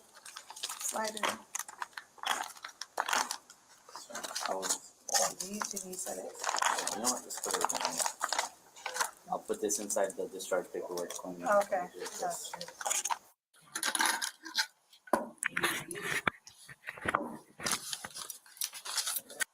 Dani Leih was sentenced to 5 years probation after pleading no contest to a misdemeanor DUI charge and another count of DUI causing serious injury. The other two charges of leaving the scene of a crime and another DUI charge were actually put on hold in contemplation of her completing her 5-year probation. They will be dismissed after her 5 years of probation if she successfully completes it without violation. Her attorney, Michael Catalano, spoke with XXL and gave this statement. Dani Leih wasn't really at fault in this accident, and she didn't even know she hit somebody, but there was damage to the car. She wants to say, I'm really sorry about this, but the victim has a lawyer, and we never let people talk because it could be used against them. The truth of the matter is the gentleman who got hurt was at fault in this accident. She's very apologetic about it and feels horrible that someone got hurt.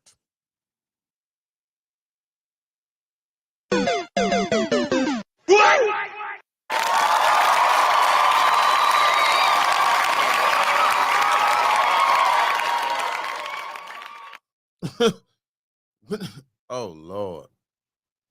Oh Lord. Seriously? So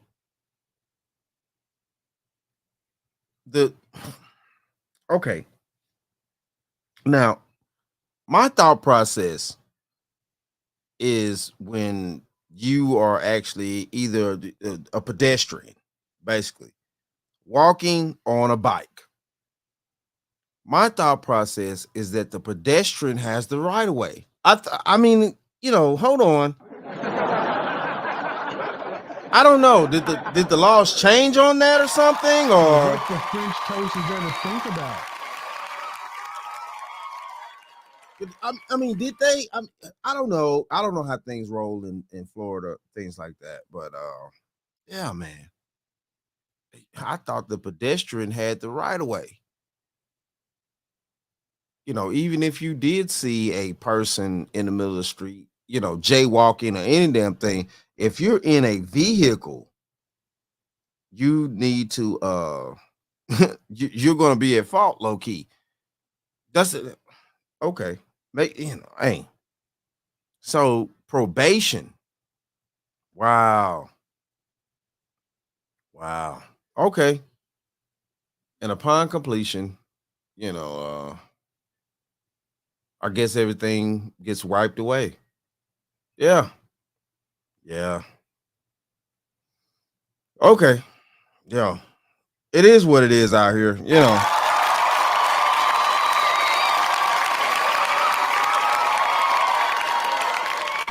It is what it is, I guess. Hey, that's the day and time that we're living in. All that to, wow. Oh, Jesus, man. Yeah, man. Listen, look, hopefully y'all enjoyed the show. I'm at the 3-hour mark. I didn't plan on going this long, but yeah, man. Hopefully everybody enjoyed. Please hit that like, share, comment, things like that. The afterplay, whatever. Yeah, man. Oh man, this is okay. So yeah. You can hit a pedestrian regardless of what and just get probation. Jesus, man. Jesus. But it is what it is, though, man. Hey, shout out to all my subscribers out there. Mad love to y'all. If you're new to the channel, please hit that like, share, subscribe button. Make sure that you ring that bell to be notified whenever I decide to post things. And like I always say, and that, my friends, is the bottom line. That, my friends, is the bottom line.